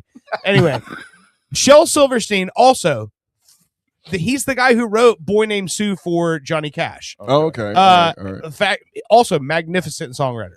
But David Allan Coe was the one who wrote the song, you never even call me by my name. Right. That guy, magnificent songwriter. He wrote Take This Job and Shove It for Johnny Paycheck. He wrote Only God Knows Why for Kid Rock, which, hey, everyone makes mistakes. That's a good song. I like it. It is, but I would almost say that writing a song for Kid Rock is probably worse than writing a racist song. That's just me.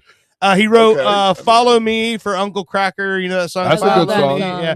He wrote there was a long he told me and Rocco and then that makes sense why it was in his set list, but he said he was on the songwriting. He was in the room when they wrote Give Me the Beat for Dobie Gray and never got credited for it. And that, give me the beat, boys, and free my soul. Yeah, he was in that room. He wrote Would You Lay With Me in a Field of Stone for Tanya Tucker. He wrote there's so many songs. It's ridiculous, but magnificent songwriter, great just melody and words guy. He wrote and I'm going to play one thing because I know I can, I think I can get away with this without, and if I do, I'll edit it out, whatever, fuck it.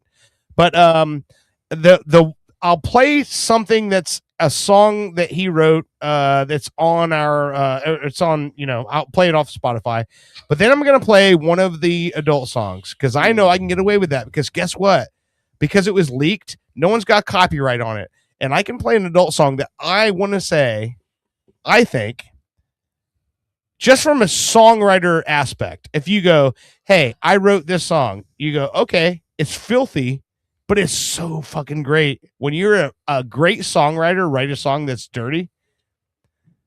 There's nothing better than that because they're writing it from a, hey, I'm not just writing a song just to be fucking dirty. I'm writing a great fucking song. And it's one of those. So let me play this little quick clip of him doing, and I've played this for you guys, but when he wrote a song called Time Off for Bad Behavior. And the thing that I think is funny about songwriters is that when you wrote something that's like, it's got a great like line to it or a great hook to it, as a songwriter, maybe 10% of people are actually going to pick up on what you just said. So this is a clip from him playing live at Billy Bob's in 2003, where he actually stops the band so that he can sing the lines to the audience so that they'll actually get it. All right. And I think it's funny where he stops. Here.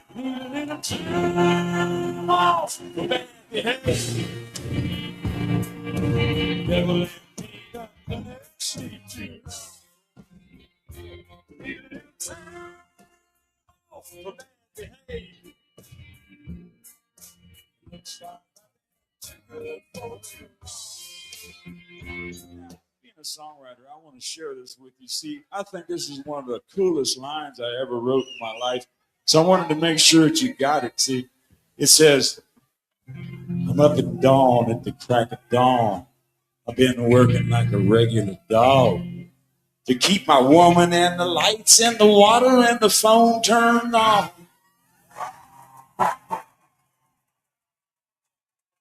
I've been saying yes, sir, all day at work. I've been saying yes, ma'am, at home.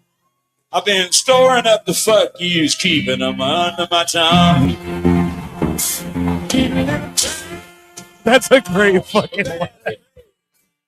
I love it. Storing up the fuck yous and keeping them under my tongue. What was the line like right before he said that? Talking about his woman? Yeah, I gotta work to turn my woman and my. I guess I gotta keep my woman and the water and the lights and the phone turned on. So basically, he's saying, I've got to do all this shit, and I want to tell her to fuck off, basically. But I've been saying yes, sir, at work all day and yes, ma'am, at home, and I'm saving up the fuck yous and keeping them under my tongue. Yeah, so he's wanting to say fuck you to his woman, and his boss. Exactly what I'm saying. That's wow. But he's working his butt off to keep them all turned on.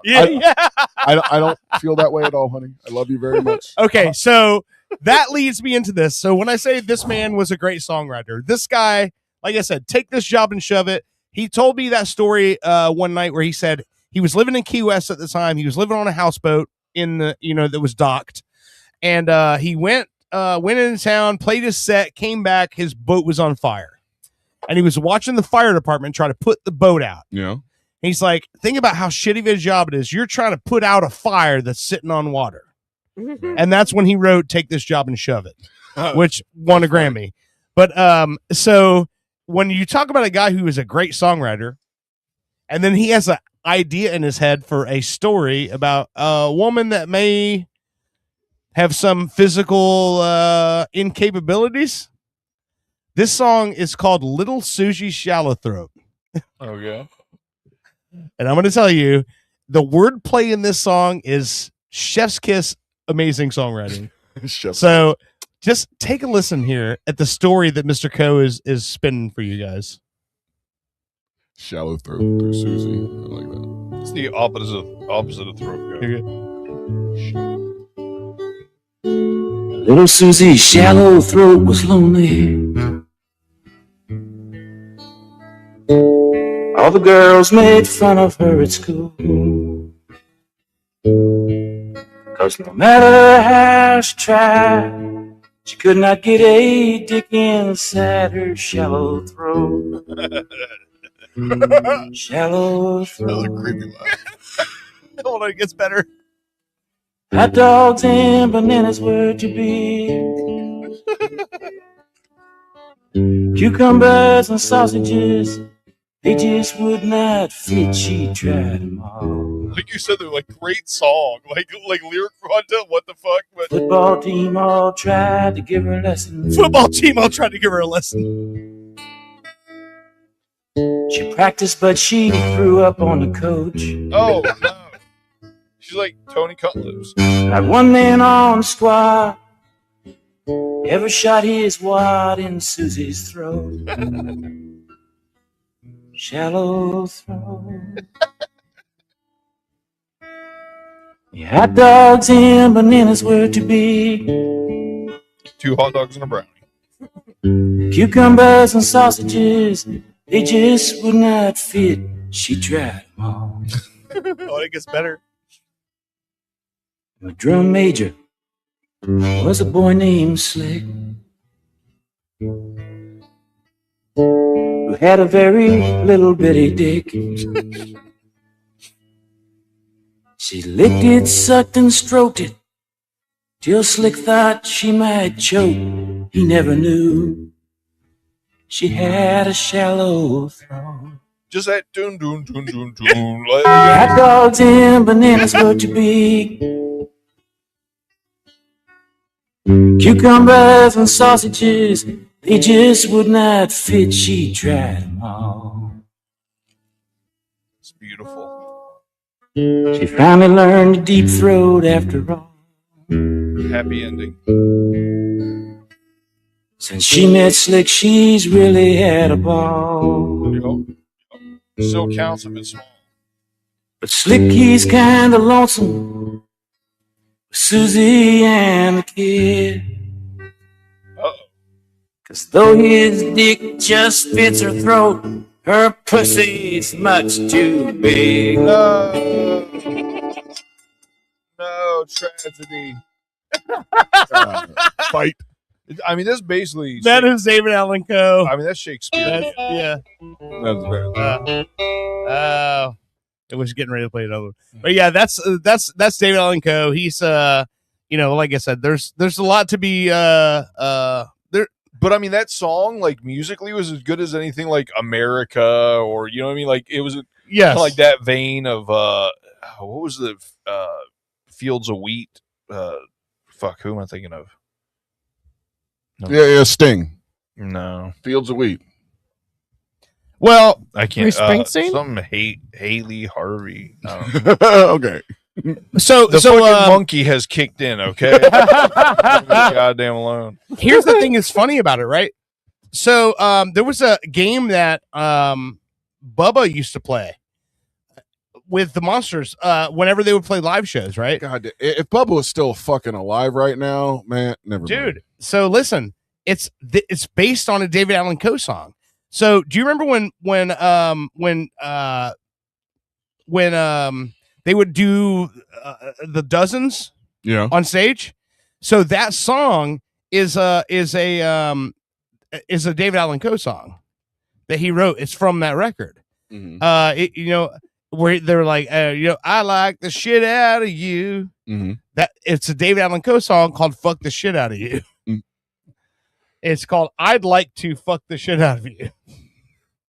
In reality, if I was fucking a girl and I fucked the little shit out of her, I would not be turned on. No, you just tuck it back in. No, it's disgusting. Everything's done. Even if you start farting, done. Merle has never made any noise in the show, and he's over here snoring his ass off. Is that enough? Yeah, That's not the one I was looking These for. people are fucking crazy.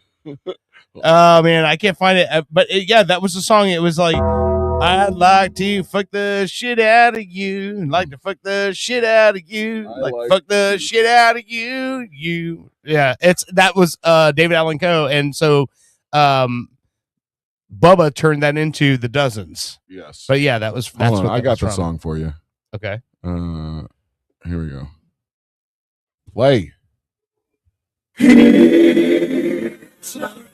Songs. Nope, never mind. Hello, music lovers. I'm Red. I'm sorry. What the hell? I don't know. It was Red Peter or something. I thought it was the Dozen song. Hold on. I like to fuck the shit out of you. That's David Allan Coe. Fuck the shit out of you. Like to fuck the shit out of you. Like to fuck the shit out of you.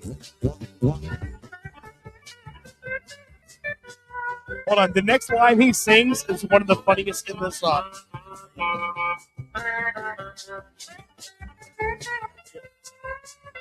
Please put my plan in your hand. Hey, please put my plan in your hand. Hey, please put my plan in your hand. Please put my plan in your hand.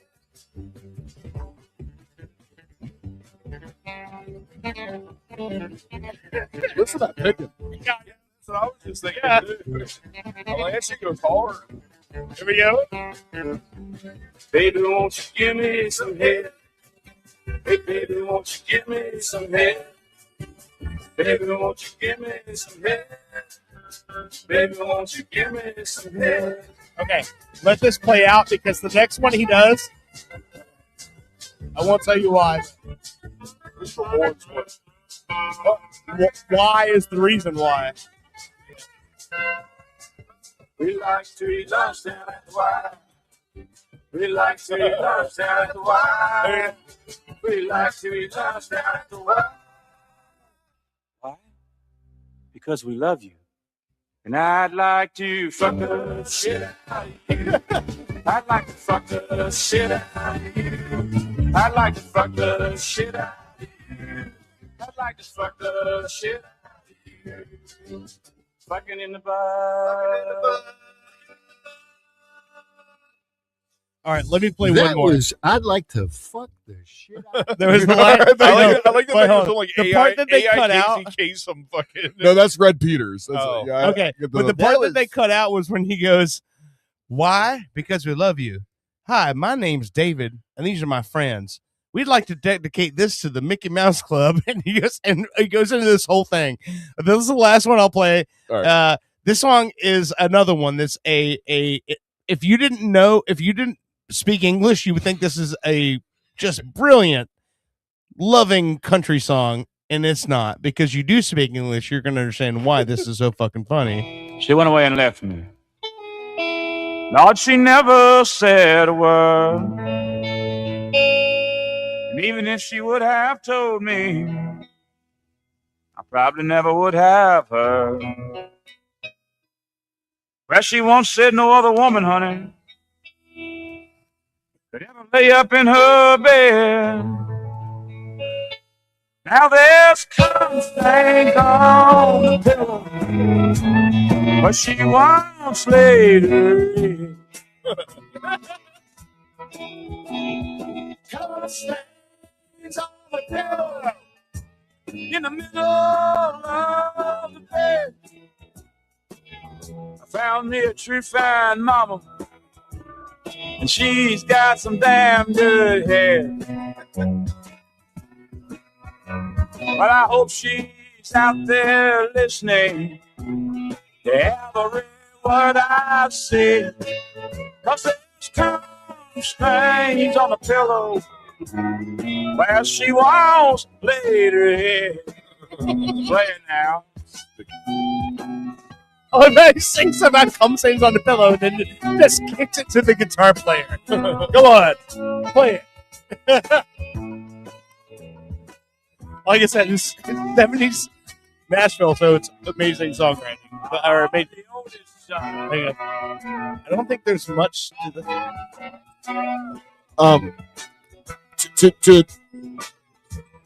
To make David's passing a little bit more clean up his history, I asked AI to write a song about how David Allan Coe is not racist and he loves black people. I'll just say, reading over the lyrics, I'm not playing the song. Okay. Yeah. Not probably for the best. I will say, here's what I'll say.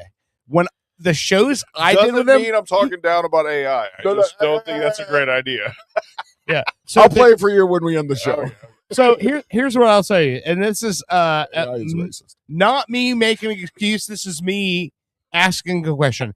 So the shows that I played with him, he had a black drummer, and he had a black drummer for most of the 90s and 2000s, and he used to say, "People think I'm racist, but my drummer's black." Yeah, and so I got a black friend. Right. My feeling on that was, yeah, but isn't that what a racist would say? Yep. And so I kind of felt that way.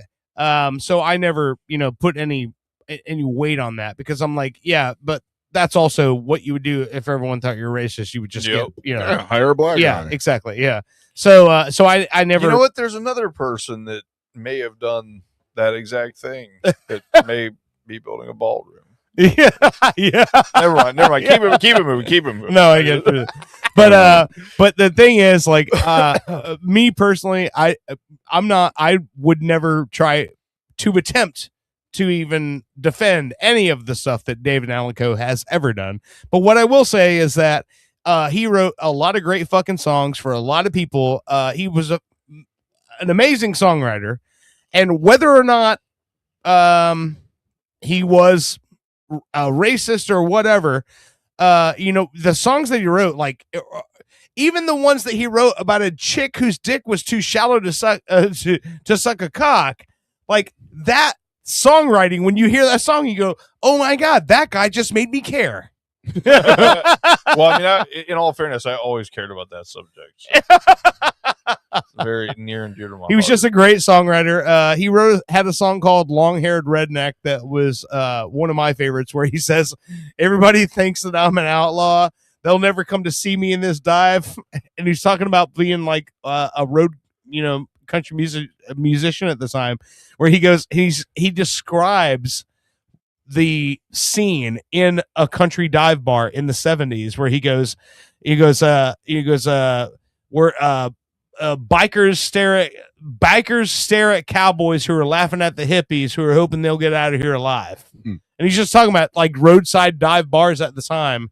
And it's just like that whole idea of back then, he had songs on the radio. He was being nominated for awards, and he was still playing roadhouses all over the country.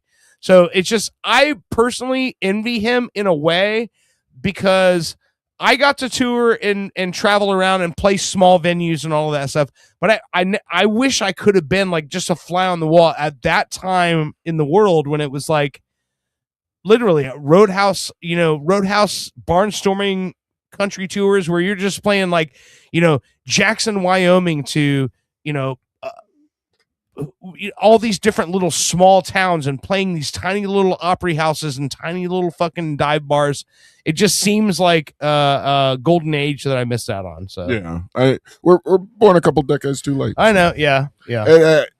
There's one really cool song. I mean, when I did a lot more boating before I had all the kids and shit, Jimmy Buffett, that pirate looks at 40. Yeah. He talks about he was born 200 years too late. Yeah. That's sometimes how I feel. I wish I was a pirate. Actually, Jimmy Buffett and David Allan Coe lived in Key West at the same time. No kidding. Yeah, and they both came up in that period of time. They're both racist. Back when I was playing football in an amazing shape and a big, ripped dude, I used to think, man, if I would have been born in like barbarian times, I'd have so many bitches.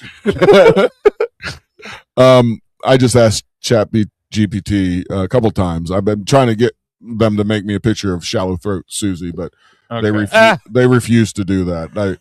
Did you know that you could hurt yourself with a Glider's water bottle? No, I did not.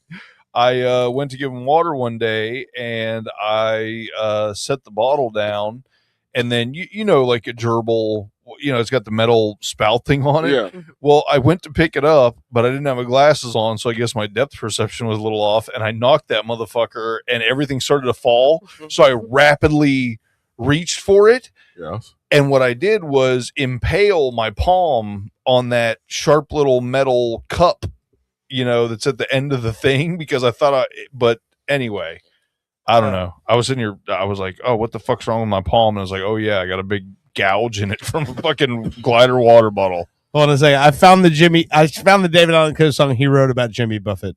Oh. All right. This song is for all the people that's I haven't been to a Buffett been in a long reviewing our time. records. I don't even look like different it. magazines and things. And mentioning the fact that we sound a lot like Jimmy Buffett because we live in Key West and we use Congo drums in our songs. Condom drums. Congo drums. And to all those people that are under the misconception that Mr. Buffett lives in Key West, we'd like to say that there is a lot of things in Key West. As a matter of fact, there's sailboats and conch shells and palm trees galore.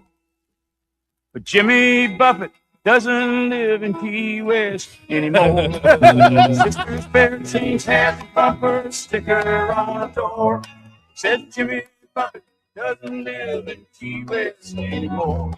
Hey, smugglers, they those Buffett songs, snitching on the slide, bringing heat where it's already too damn hot to die. Son of a bitch, what's all that bullshit for? Jimmy Buffett, he don't live in Key West anymore. Sailing to the Caribbean, Jimmy might well be. Pictures up in Rolling Stone for all the world to see. The rich keep getting richer, the poor they just stay poor. Jimmy Buffett doesn't live in Key West anymore. Now Jimmy's moved to Malibu with all those other stars. He's not down on Duval Street hanging out in bars.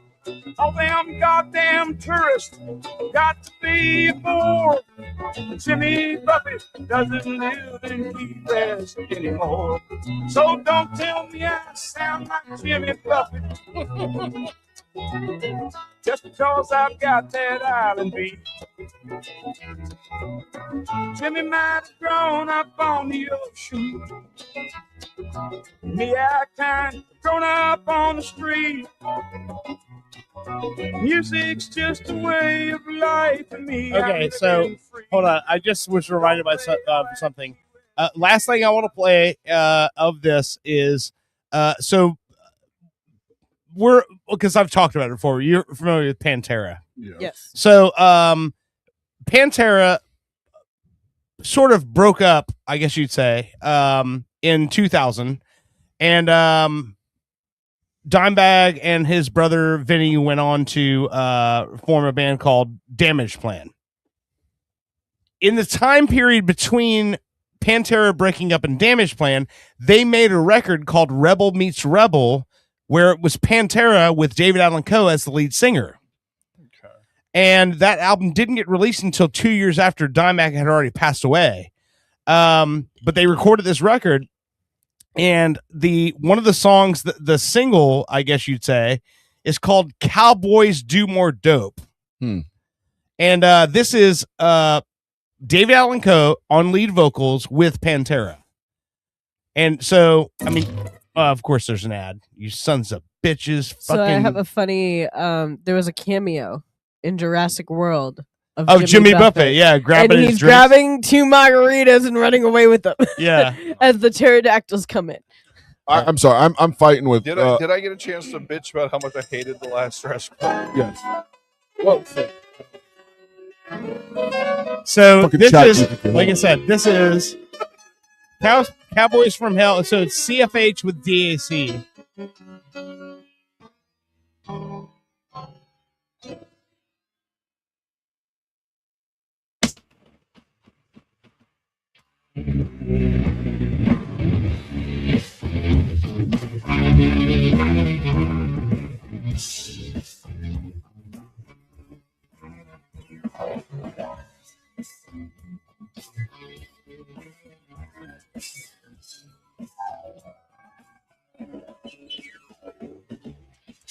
Country music stars like the country buzz. They smoke a lot of weed. Yeah, those country singers like the cats they are buzz. They love to drink whiskey. Shotgun Willie, he got stopped on the highway with a roach of ass in his ashtray. Them cocaine cowboys just don't feel right. Cowboys do more dope than rock and rollers. I wonder if cowboys do more dope than rock and rollers. Keeping in mind, this was the last record that was made by Dimebag Darrell. So, of course, we're going to fast forward a little bit here. So, listen. I've been trying to get ChatGPT or one of the AIs to make me a picture of Susie's shallow throat, and it refused me. It says it will not make a sexual thing. And I said a shallow throat isn't sex; it's a medical condition. And he says it's not a medical condition; it's a sexual thing. And you said David Allan Coe, and it's arguing with me. Just make me a picture of a woman with a shallow throat. All right, I for my religion can't skip this. Dimebag Darrell guitar solo with David Allan Coe. They're both gone now. I just said make whatever you can.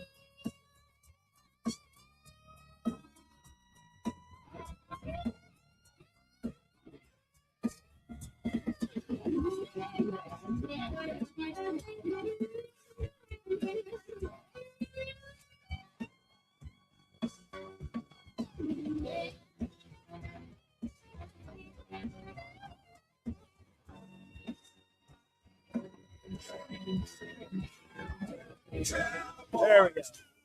Just had to get through the Dimebag solo. Anyway, blow your eardrums out this morning with Dirt No and Pop Culture Radio in the morning.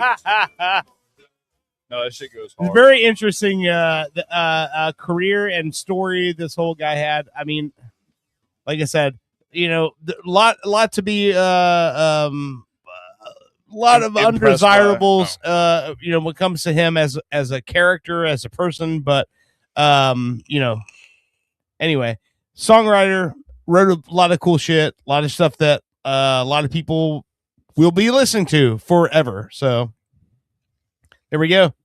Yeah.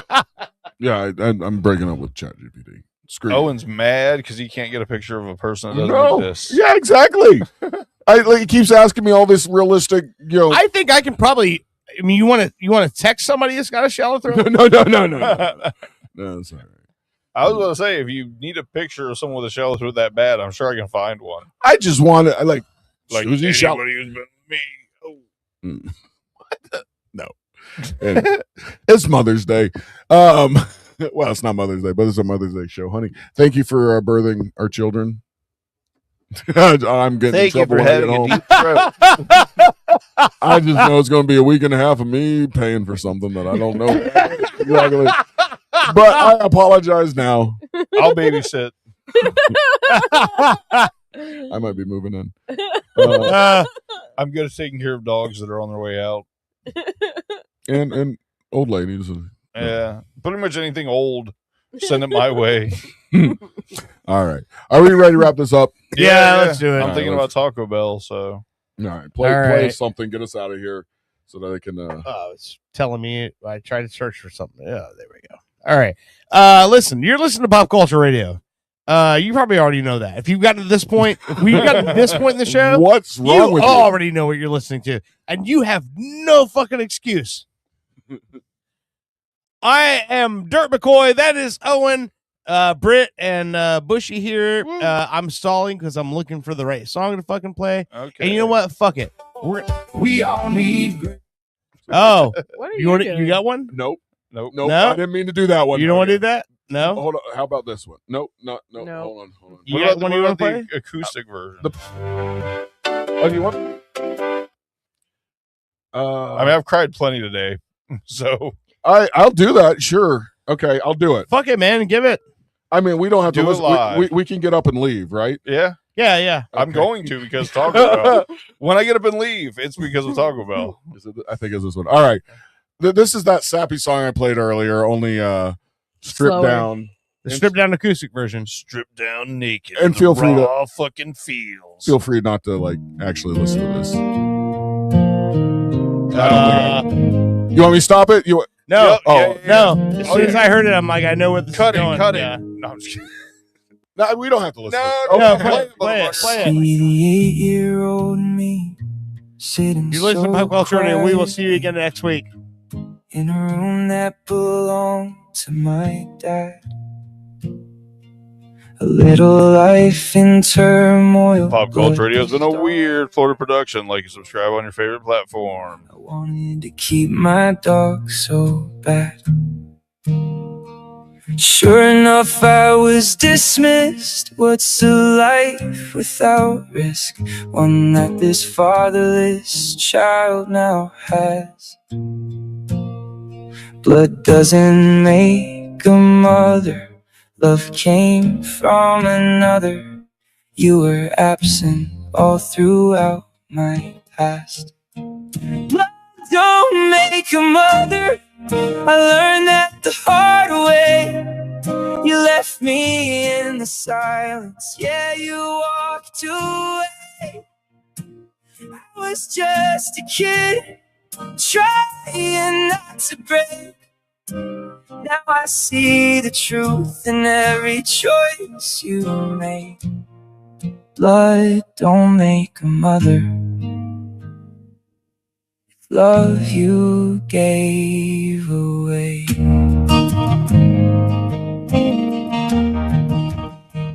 Boy, boy just needing some love, but just drawing up blood from a heart that is slowly dying.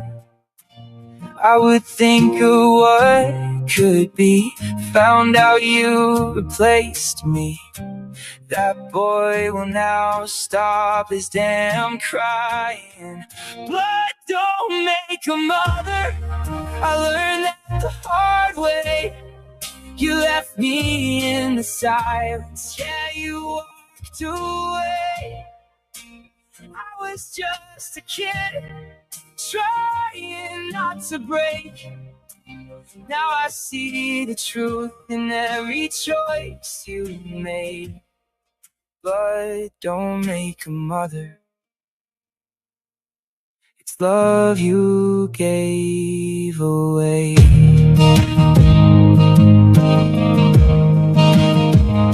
It's time to get over it. She treated you like shit. For sure blood didn't make her a mom. You know this fucked up our life disappeared from us twice. No way she is anything but wrong. No, I thank God every day her choice to go away. And I don't believe in the myth. I finally now have children. Will you get to see them? You do not deserve this privileged gift. Blood don't make a mother, I learned that the hard way. You left me in the silence, yeah, you walked away. I was just a kid, trying not to break. Now I see the truth in every choice you made. Blood don't make a mother, it's love you gave away. Blood doesn't make a mother,